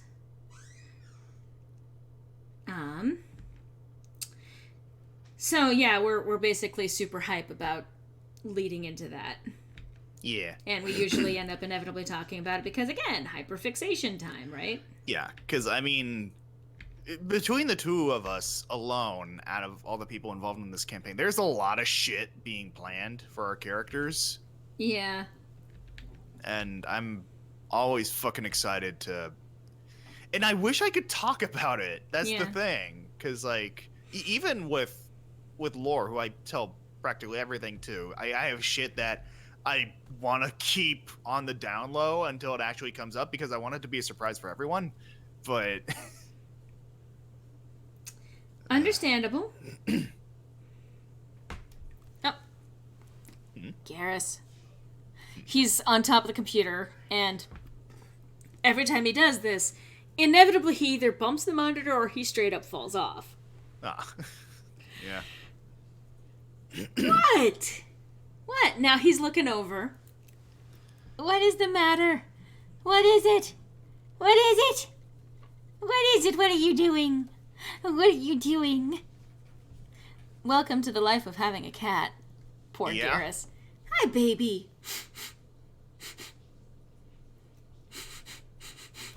Kitty, kitty, kitty. By the way, sniffing at him tends to possibly cue him to make a meowing sound, so... Yeah. No, don't slam your head against things! That is the opposite of what I want. It's like, Garrus.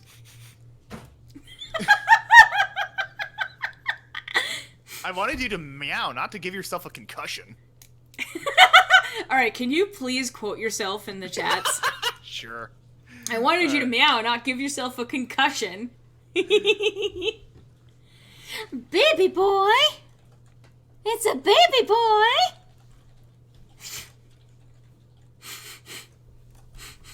Jesus Christ, you're grinding your face into the monitor. I gotta stop, because I'm concerned now. Everything's fine. Kitty always wants attention. I mean, literally by virtue of being Kitty. Yeah. Okay. So that works for that. And that works for that. There we go. So, yeah, now I think I've got the basic design for Lumina. I mean, like I said, she's got the huge-ass eyes, which are going to be constantly spilling tears. I want both a cat and a dog. I miss my past pets. Yeah. I miss my babies who have since passed on. Yeah. I mean, you always kind of do. Yeah. I think one of the ones I miss the most is my old cat Bob, who was he was a bit of a badass. He was I think he passed away when he was around 20, so he was an old boy, but he was basically the one cat in our neighborhood every other cat knew not to fuck with. Like, he had a scar on his ear. You know, he was on the bigger side of things. So yeah, he was a cool dude, but he was always fucking friendly with us. Yeah, he and his basically his best friend Ivory, who was the first dog I ever knew, who was a white golden retriever. I mean, I want a god instead of a dog too, but like. And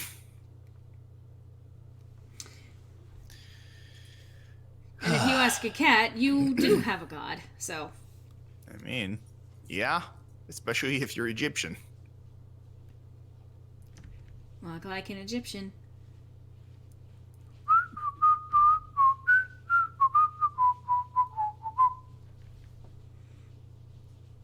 So those of you who are too young to actually know that reference. All the cops in the donut shop say, way-oo, way-oo, way-oo, way-oo. There you go. Yep.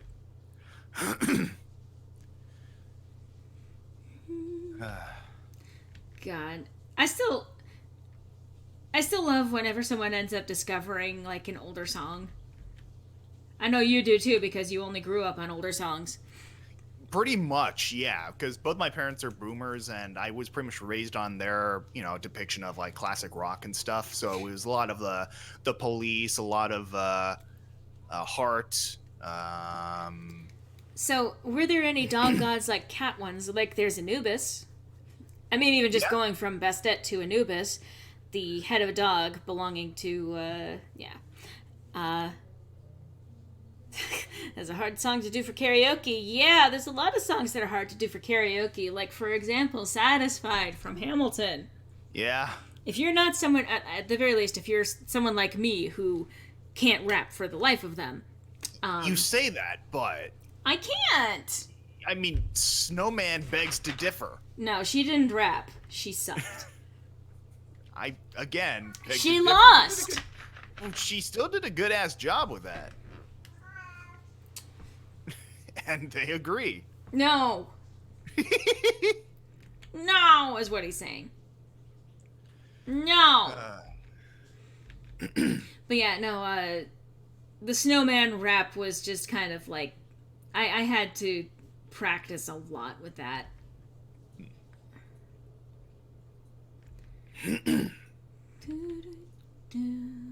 Huh. I just realized that I'm giving her another teardrop shaped thing similar to Lias has. Huh. That's fine though. Yeah. If anything, it's an interesting little callback. Not inherently in itself a spoiler, but do you want a hard song for the karaoke? Then try I Am the Fairy. Yeah, no. Any patter song? No. Definitely not. Patter songs are not going to fit with that. What? I wanted you to meow, not give yourself a concussion. Yeah. What kind of laugh was that? One of many.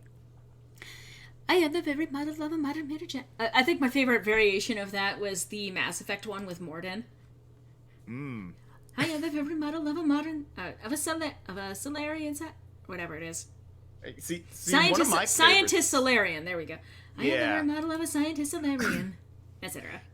Yeah, one of my favorites was in Freeman's Mind when Ross Scott did his own version while shooting at people. Yep. Patter songs are not easy to do. I am the very model of a scientist Solarian is the only words that I can remember off the top of my head. But yes, Mordin. Oh, Mordin. I'm gonna cry forever. Because Mordin. Yeah. Yeah, okay, that's gonna be good enough for that. So. God, is it already 6:40? Jeez. Yeah, it's getting there. It's getting there. I don't know why it had to be a song. Because it's us. Yeah, it's us. I mean, I am literally designing the Ballad of Loreley to be a musical, so. Yeah. Just have to get one of those songs actually out. Ah, man. Everything okay on your end? Oh, yeah. I was just responding to something. Ah. Yeah.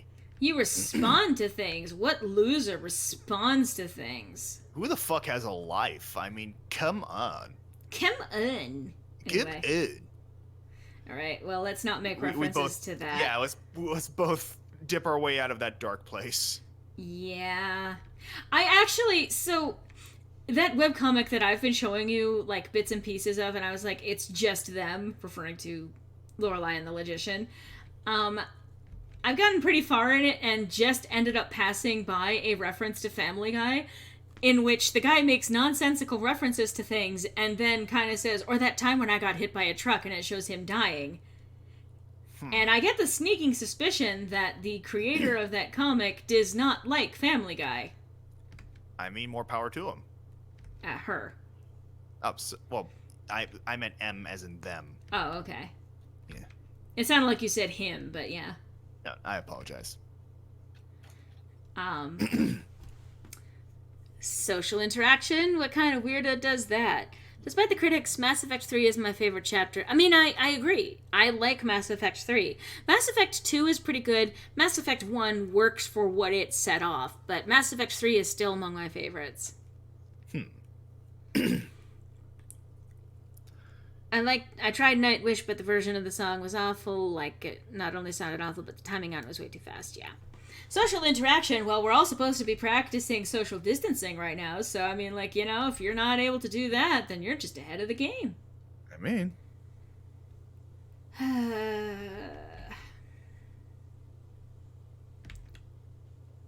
Don't be an artist, kids. it's it's more trouble than it's worth more often than not. But others will thank you for it. Yeah, especially in times like now, where people are looking for various kinds of entertainment. Yeah.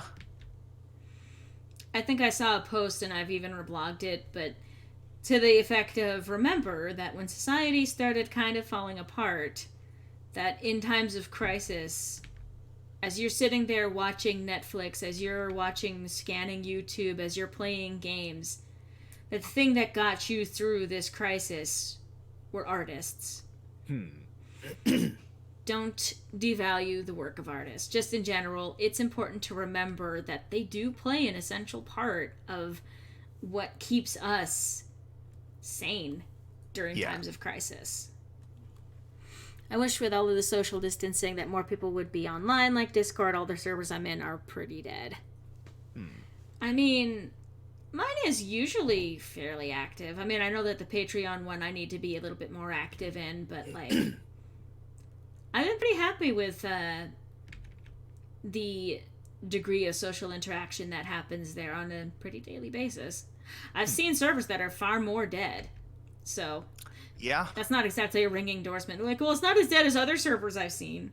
It's a quiet one, but then again, there's like... Not a contest. Says who? Who says it's not a contest? I mean, play back the tape. You? Son of a bitch, who cares about your opinion? Well, I mean, it is fairly unpopular. It's not, though! Every time you release one of those videos, you've got a throng of people who were like, yeah, this is really good. I love the point that you're making. And then you have the one person Which who... continues to baffle me, I will say. Well, it's like an edgy wannabe, like, no one could ever understand me, and then says a whole bunch of statements that everyone actually agrees with. That's literally what you have done with this series so far. I mean... I still was amused, by the way, by the one person... And you know who I'm talking about. The one person who is like, what about the ones where they scale back the war crimes committed by Japan? And it's like, I don't know, but we don't need anime to do that here in the United States. We scale back the reporting of our war crimes constantly here in the United States. Yeah. I want to fucking... We don't need an anime for that. I love all kinds of art, and artists, to me, they are like magicians. Visual art, singers, writers, etc. I wish I could do that kind of stuff, but I don't have the patience to get skilled. Like, I honestly, absolutely understand what you mean by that. Like, I could probably be a better artist if I sat down and really dedicatedly, like, took classes, used references constantly, took steps to really and truly improve. I've seen spurts of improvement just by doing art repetitively over and over again. I have seen leaps of improvement here and there. But, like, the actual sitting down to do it is hard to do when you're not used to that. When you're used to, like, when you have a daily life that is filled with daily life things that are, like, absolutely mundane things like just going to work, playing a little video games, having some downtime, feeling like you have to squeeze in an hour or so to work on something to get better at them. It feels like it's an imposition on your time when your time is at a premium. Yeah. And it's frustrating. It's frustrating to be at the point where you feel like what you're doing isn't good enough. It can be really damaging for your self-esteem. I know this from first-hand experience. That said, the advice that I have to remind myself of is, even if you're not the best at something, even if you're not the most skilled at something, do it anyway. If it makes you happy to do it, and if you can still at least, very least, communicate the basic idea of what you're trying to communicate, you're doing fine. You don't have to make a career out of it. It doesn't have to be skilled to the sense of someone paying you money for it. But if you want to sing, doesn't matter if you're out of tune or not, fucking sing. You know, if you want to act, it doesn't matter if you sound stilted. If you have fun playing a role, then do it. Even if you're not the best writer in the universe, sitting down, you're not, letting the flow of creativity go through you. If you sit down and write something and you're happy with what you came up with, if you're writing shitty, third-rate garbage fan fiction, but what you're writing is a ship that you don't see portrayed very often, then guess what? You're still making something that is absolutely magical and worthwhile doing. And if the past 10 years have taught us anything, it's that shitty fan fiction can sometimes get to the top of the New York Times bestseller list. Multiple times. Kind of funny to think of Toriel yelling at Frisk, "My child, stay the fuck at home!" No, my child, go back upstairs! Oh, God, I do still love that. That will forever be one of my favorite dubs you've ever done. No, my child, go back upstairs! And the only art I can do is hobby voice acting. Don't say only. Like, dude, if you can do hobby voice acting, then don't say only. That's not a small thing. Here's the thing. My hobby voice acting got me to the finals of last year's Now Voice This. And hopefully will carry you through the early stages of this one. So that's just it, my dude. Like, even if something you do is not, like, necessarily professional in the sense that you don't make money off of it, don't downplay it just because of that, because often it's hard for people to evaluate their own proficiency in a skill when all they have is their own perception, for frame of reference. Like, try shit. Try shit, see what works, and build off of that. Because, and I know I've told this story before, but it's one of those things, like, anything that I have been doing online, like, vocally, all started because I started doing Let's Plays. And, of course, that was started on the basis of, like, you know, I don't know what I'm doing. Maybe people are going to find my voice obnoxious. I was really nervous about that. And the first few compliments that came in was, I really love the sound of your voice. It's so soothing to listen to. And I was like, what? And that was what actually gave me what little confidence I have in being able to go out and try out for, like, voice acting stuff. Because it's like, well, people enjoy listening to my voice. Maybe they'll enjoy listening to my voice doing this. So a lot of y'all are here because of my getting introduced to voice acting through this experience. And it wouldn't have happened, probably wouldn't have happened, if I hadn't actually taken that first step to do the Let's Playing thing as a hobby. So you really do never know what's going to lead to finding something that you want to do creatively. I used to draw all the time years ago, but from college onward, I lost the time I had. I've been thinking about getting back into it now. Yeah, absolutely. Do it. Nah, Laura, you got a good voice. Thank you. I remember when I tried to get into Let's Playing years ago. I mean, again, it's one of those things that, I will say this, my experience with doing Let's Play videos and Let's Play content has given me a lot more confidence in my orator abilities, the ability to speak off the top of my head. I'd like to go back and do some amateurish voice acting someday. My only limit is I get easily flustered with people at home that might listen to me, especially in this period. Yeah, I can also understand that. It's hard for me to voice act and especially sing, like, live in front of people, because it's just kind of like, I remember when I was with you, Griffin, and I was recording lines for that one Ballad of Loreley, I think it was. Yeah. And I was, like, really self-conscious because you were sitting behind me, and I was like, I am acting in front of someone, and it's just, I was very self-conscious about that. I mean, and that's just it, you know, make the accommodations that you need to, like, get yourself into a closet if that's what it takes, because I'll say that, closet will actually do a lot for insulating sound and all of that, which is really good for recording. But, like, do what you're comfortable with. Like, I mean, maybe step a little bit outside of your comfort zone where you can, but, like, don't force yourself into something if you're really and truly, like, if the anxiety becomes too much. But I will say that every time that you step outside of your comfort zone and disaster does not happen, it actually does a lot for your self-confidence. Because you're kind of like, oh, I did this and I didn't die. Maybe I can do it again. So every time that you do that and you get into the habit of sort of reaffirming that this isn't as scary as it is at the onset of it, it sort of builds to getting confidence in doing the thing, and it leads to getting more skills in that thing. Griffin is behind you judging your acting. Well, always. I'm going to be taking a public... behind her supporting her acting. Sure. I'm going to be taking a public speaking college course in late summer, providing the college is open by then. Yeah, I mean, I'll say best of luck with that because of, you know, hopefully things will start getting open by late summer. But, I mean, that even things like that can help a lot. But just, I know that I always get into this, and I'm always if you have something you want to do, do it. Like, I know it's not always as easy to just jump ahead and do certain things. I'm not even going to pretend that there aren't limitations in our daily life that sometimes make something like that difficult or even impossible. But that said, if you find yourself in the position where you are able to take a little bit of a step outside of your comfort zone and to pursue something, especially if it's something creative, then do it. Because the kind of profound effect that it can have on the soul to work on something creative, to work on something that brings you personally joy, it's profound. It affects your life almost exponentially.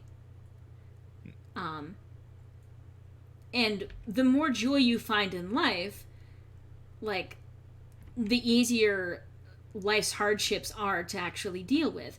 I mean, I could go easily into a rant about how capitalism deliberately keeps us constantly not exploring the joy in our life, where we constantly feel like we have to be productive instead of actually doing the things that make us happy.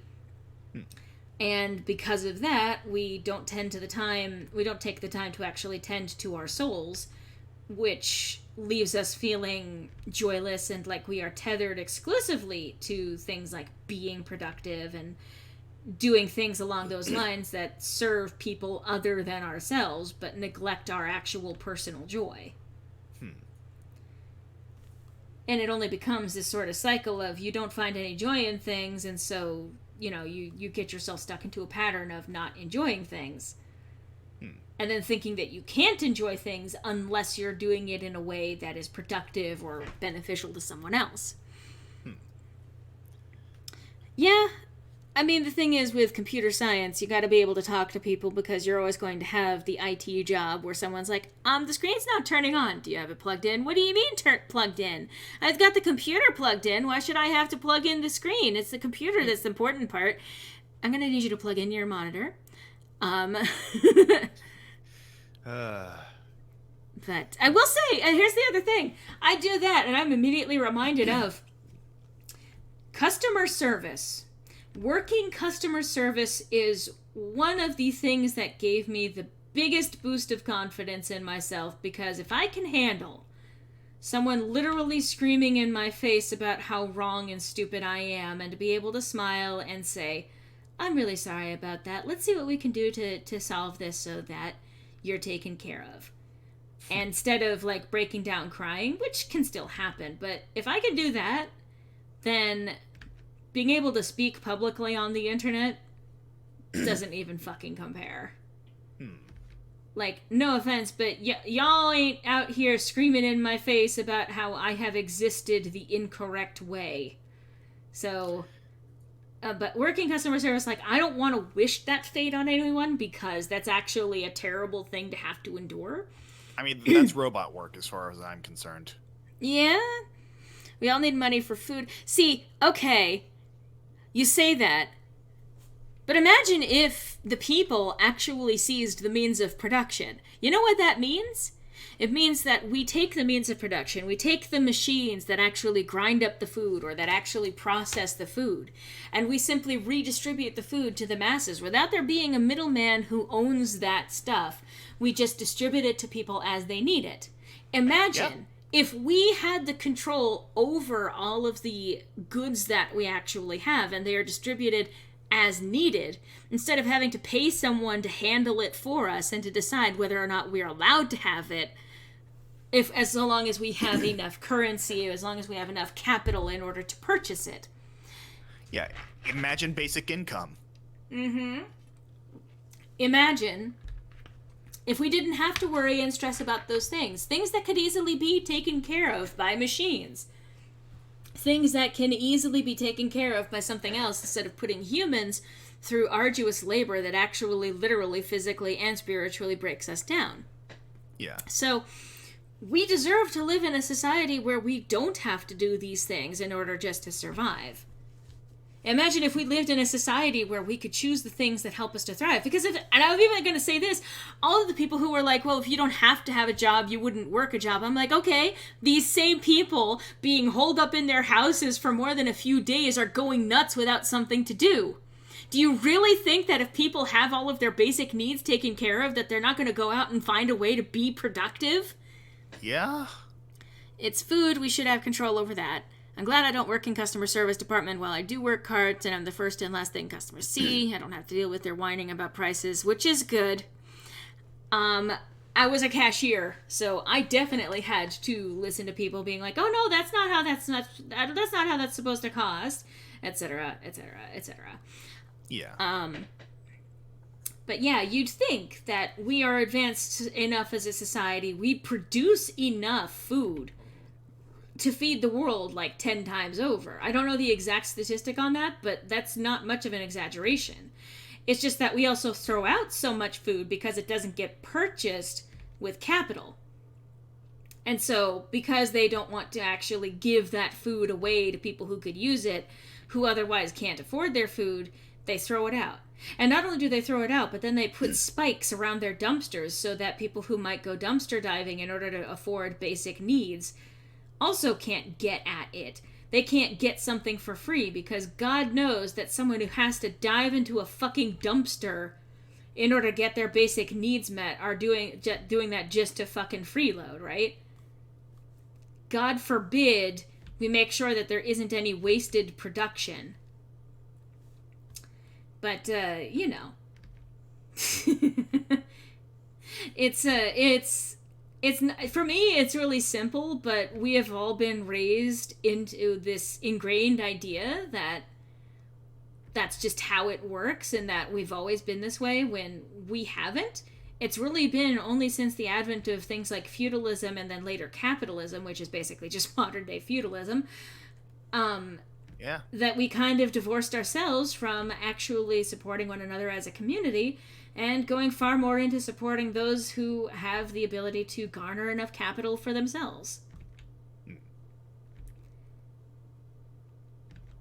I am going to be your socialist leader into the apocalypse. Okay. I'm not actually. The apocalypse is already here, so now's as good a time to practice socialism as ever. I mean, yeah. But, what do we have to lose at this point? Our health? Well, we already lost that a long time ago. Yeah. But that's my joke. That was, in fact, that's the joke. That's the joke. Why did we turn Minnesotan? No, it was the Simpson, the Simpsons. That's the joke. Oh, okay. Yeah. Spikes around rubbish bins is a dick move. Who has the shotguns ready for the zombies? Well, see, here's the thing. Interestingly enough, you say that, but the zombies, especially in the second Romero film, the Dawn of the Dead, which takes place in a mall, is literally meant to be a commentary on the mindless consumption of Americans especially, but just in general, that individually a person who buys something is not necessarily a bad thing. But when you get throngs of people who are so corralled into spending their money and being assuaged by capitalism and by shopping and all of that stuff, they become mindless hordes that become nothing but consumption. And that is what creates zombies in a lot of these movies. Or, well, that's what creates the concept of zombies. The reason why we get compared to mindless throngs is because that's what it is whenever we allow ourselves to be put to sleep by the narrative, by the storytelling of capitalism being the only way to conduct ourselves. You're gonna hit the bed? What did the bed ever do to you? Have a good night, Ragnar. Take care. So I'm not going to shoot people who live in capitalism. Like, I don't like violence just in general. But, like, I do agree that things need to change. I think that we can absolutely start instigating that change. I think that we are starting to realize that with the coronavirus stuff, and as life continues to show us that all of the things that they said they can't do, they're now able to do pretty fucking fast. Like, where are we going to get the money from? Where did you pull the $1.5 trillion to throw in the stock market? Instead of actually, say, feeding people who are dealing with a difficult crisis in their personal lives. It exists, yes. The bed was saying things. Also, hi, Raven. Yes. The bed was saying shit, and it's not okay. But if those sheets could talk, they'd be pretty boring, actually. Yeah. It's like, I don't really do much with the bed, except sleep in it. Although I sleep in it with the babies and the cats. He is. Oh, it's a Santa! Sorry. They just gave you a look, didn't they? No, I said, it's a Santa! And then I realized I heard it echoing. Oh, she's stretching! Aw. I realized how that must have sounded with me facing the other direction, but like the echo of the room. It's a Teleports into the next room to squee. I am still not over it. Like, again, my introduction to Penny Parker was this one clip that kept going around Tumblr of when she was playing Resident Evil 2, the remake. Yes. And she's like, I need to conserve more ammo. That's me, notorious conservative Penny Parker. Or Penny Parker, notorious conservative. And then she turned away from the mic to laugh. But it sounded like she teleported 3 rooms away to laugh. Go watch Snapcube. Yes. Quality content, and also Penny Parker is our queen. Yes. I say this as your queen. I was going to say, she is one of many queens. Yeah, Penny Parker, M. Loreley, Connie Maheshwaran. Yes. Yes! I am still not over that. I'm not going to spoil it, but I am still not over, like, literally right after I said what I did about, like... What was happening in that scene? Yeah, I was like, yeah, what do you expect? And then Connie comes on, she was saying exactly the same thing I was, and I was like, fucking thank you! We stan the Maheshwaran women. They are absolutely the best. If you have not seen the Steven Universe Future finale, go and do so. There are many ways to go and do that. And don't forget to give Rebecca Sugar your thanks for all the fucking things she's done. All of the feels. Yeah. And yeah, like I've said a couple of times, I'm working on a symbolism and lore, talking about one of the key elements presented in this last series, the epilogue series, and something that goes back to the roots of it. Yeah. I'll share with you off stream what I actually have already in regards to that, Griffin, but like... Yeah. Also, the services, my sheets would say to me, stop moving so much, you keep pushing me to the floor. Saying, come to bed, eyelids are heavy. Hazard pay for people who work in essential service. I mean, that's just it. If you work in essential service, you should have all of your needs taken care of. Soviet Toyo. Niet, my comrade. You must talk to the dummy. I can't do a Russian accent, but anyway. Better than I can. I'm still on season 2. I haven't seen Future at all. Ooh. Again, You're in for a treat in the long run. a treat. Meanwhile, I mean, I'm goes watching. places, but Meanwhile, I was watching everyone being like, "I can't watch this anymore. It's making me sad." And it's I mean a treat in the sense that there will be some interesting points, quote unquote, but you will be better for it in the long run. Honestly, one of the better programs to go on television, especially for the way that it handles a lot of psychological stuff, the way that it addresses through fiction and through fantasy a lot of the stuff that we don't really address in our society regarding psychological health, communication, like the way that we come together as a community. All of these things are so well handled in the show. Yeah, and I feel like that because we bring that up, it's something we also need to address is that a lot of this shit started with Adventure Time, which Rebecca Schucker contributed to, with things like, working with Marcy and, the storylines with that. And that show in general, like, it started out very haha, silly, meanie randomness, but it also did go into places where, like, okay, we're going to take advantage of this show, which, like, objectively takes place in a post-apocalyptic future to call some fucking shit out. One of the things that I remember, one of the things I remember even early on, like in the first season, I think, with Adventure Time, is Princess Bubblegum dealing with the fucking heart dude. Yes. And like her and saying, but I love you, and she goes, that's fine, but I'm not obligated to love you just because you care about me. The way they handled relationships in that show and called out the garbage tactics with relationships was very well done for a kids show. Ricardio, that's right, that's his name. Yeah, Ricardio, as voiced by George Takei. Also, I just realized Ricardio, the Heart Man. Mm-hmm. Oh my god. Yeah. I have not watched Adventure Time outside of a handful of episodes, but like it goes places. Yeah. And I'll say this, Simon, my dude. For anyone who knows the show knows what I'm talking about, but fucking Simon is a bro when we stand. We stand, rather. I'm still new to this meme shit. You've been dealing with it for years. Yeah, but I'm just now trying to understand it. No, you're not. If you were trying, you would. You're deliberately holding on to your old man persona. Yeah, it's ingrained in me. But yeah, we stand Simon. I'll take your word on that. Yeah. I only watched the first season of Adventure Time. I actually have not watched a lot of it. If you have the chance, like the thing is that Steven Universe is largely not actually about having a lot of mental energy. It goes to interesting places, but like it's for the most part still just an entertaining show. It does, however, obviously have some deeper messages that are worth internalizing, but it is a show that is still aimed for kids. Yeah. So it is meant to be able to be consumed without it necessarily being like a huge, mental process. It's just, it also goes places that a lot of other TV shows do not. And I'm just happy in general that kids shows now are being handled a lot better. I mean, like, I say that there's still some kids shows from my age when I was a kid that I adore to death and will always adore.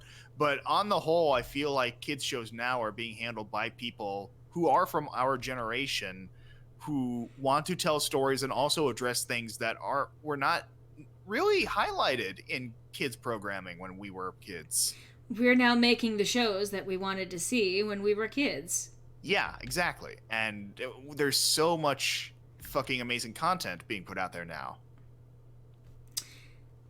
Also, I realized the time, but I think I'm gonna keep going for just a little bit anyway. I'm gonna see about actually finishing the inking for this stage of the artwork. I may as well. Just for good measure. Yeah.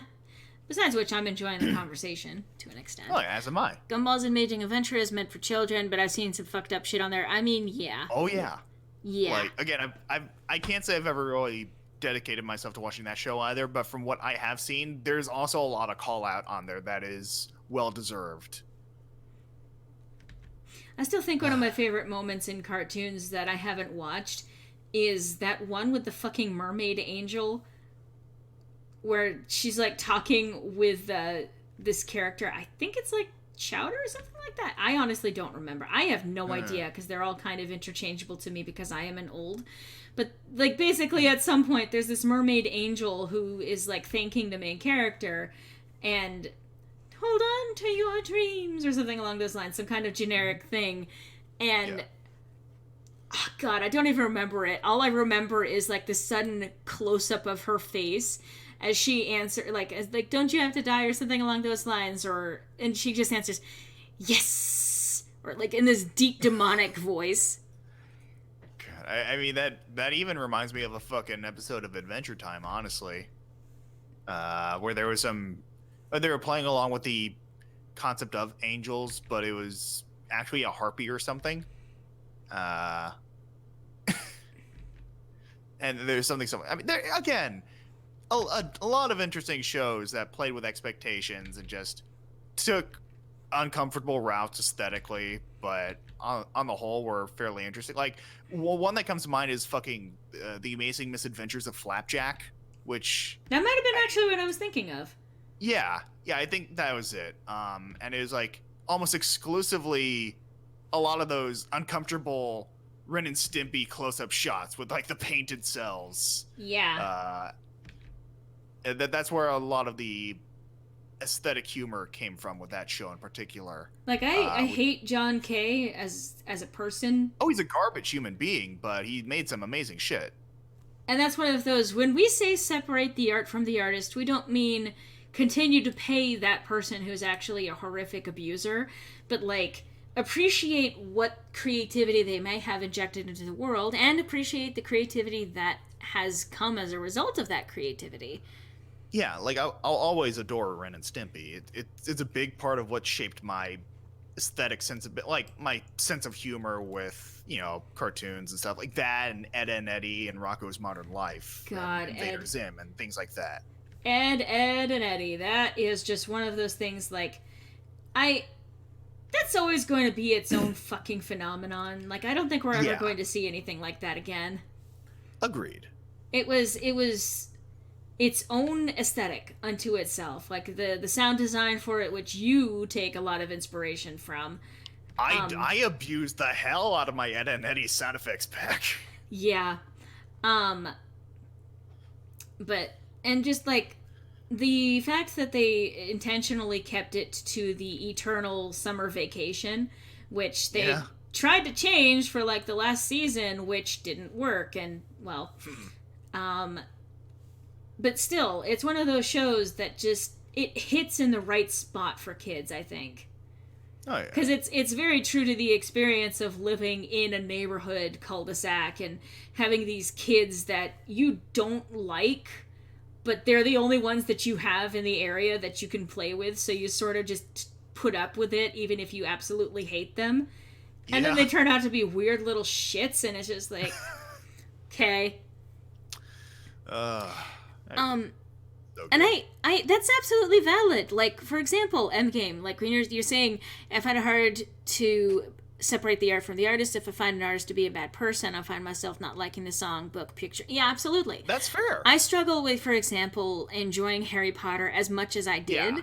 because, especially after finding out that J.K. Rowling is, in fact, a TERF. Like, thanks, awesome, go away.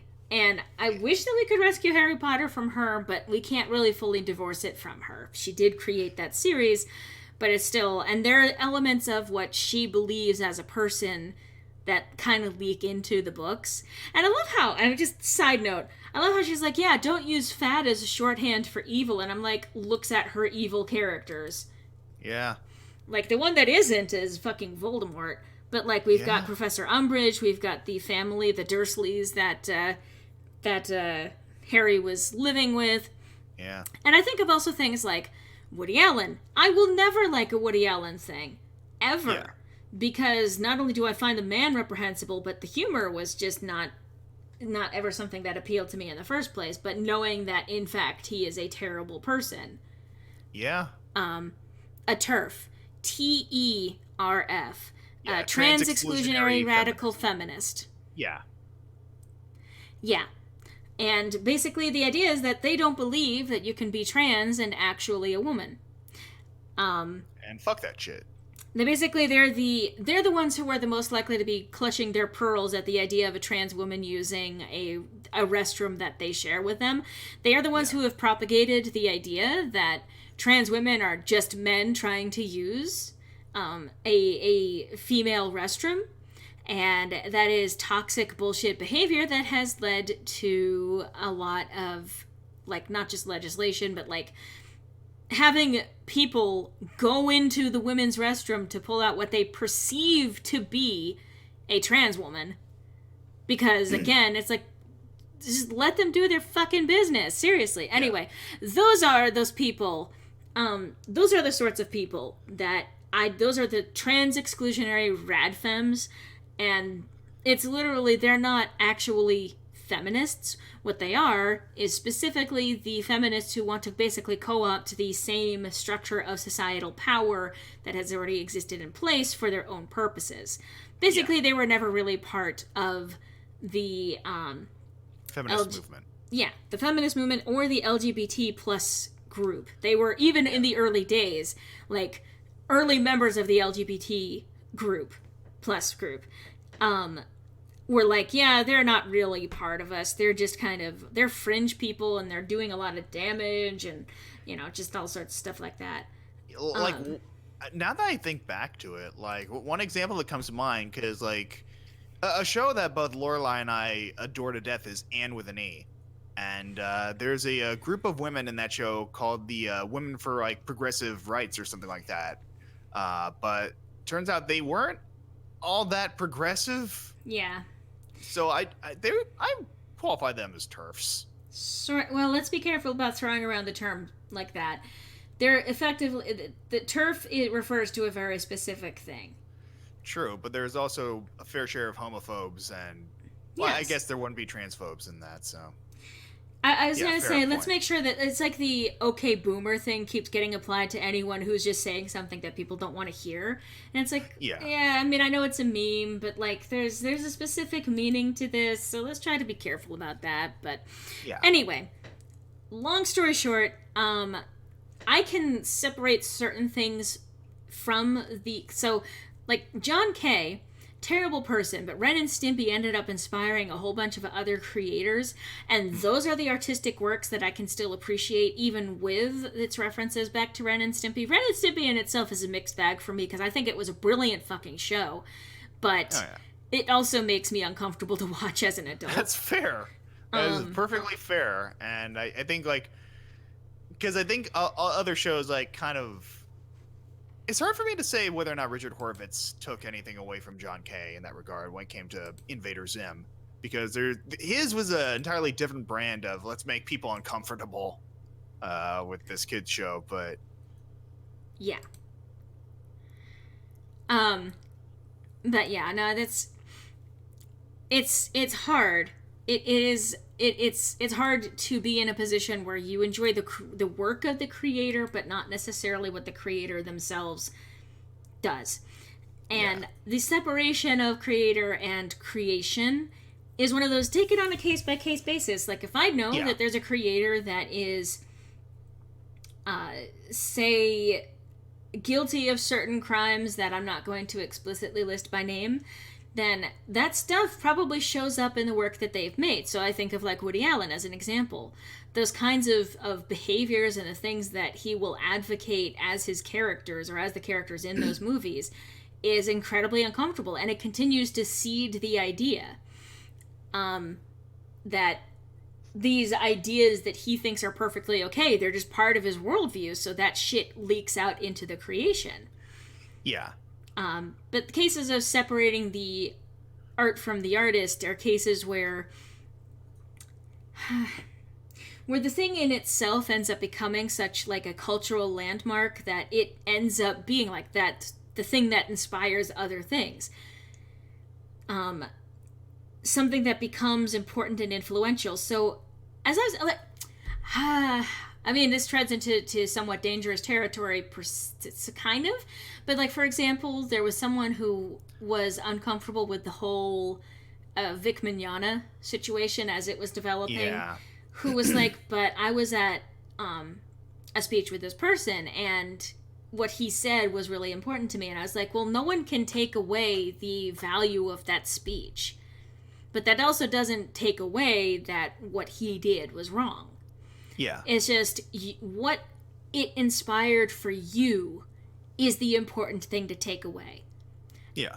It can be hard when you learn that something that inspired you comes from a bad place, but the important thing is not necessarily that you were inspired by a quote-unquote bad person, but only that the choices that you make going forward being a creator.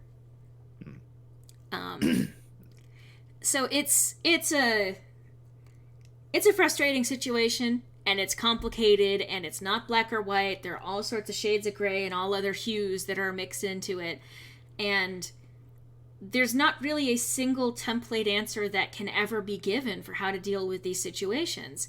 You have to take it with critical thinking skills, be, able to analyze things, to be able to compare it with the information that you already know, and make decisions on a case-by-case basis.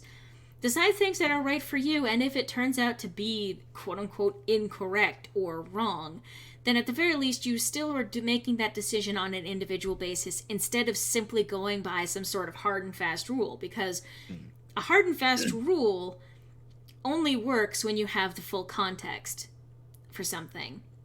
Yeah. So just be willing to scratch the surface of something and figure it out for yourself, and to try and weigh certain things one way or another. Remember, it's not your fault that the artist did a terrible thing. That's also very important. Thank you for saying that, Sleeps Z Cat. Yeah, absolutely. So, anyway, good conversation. I don't want to abruptly cut off of that because it is something that I have been obviously enjoying.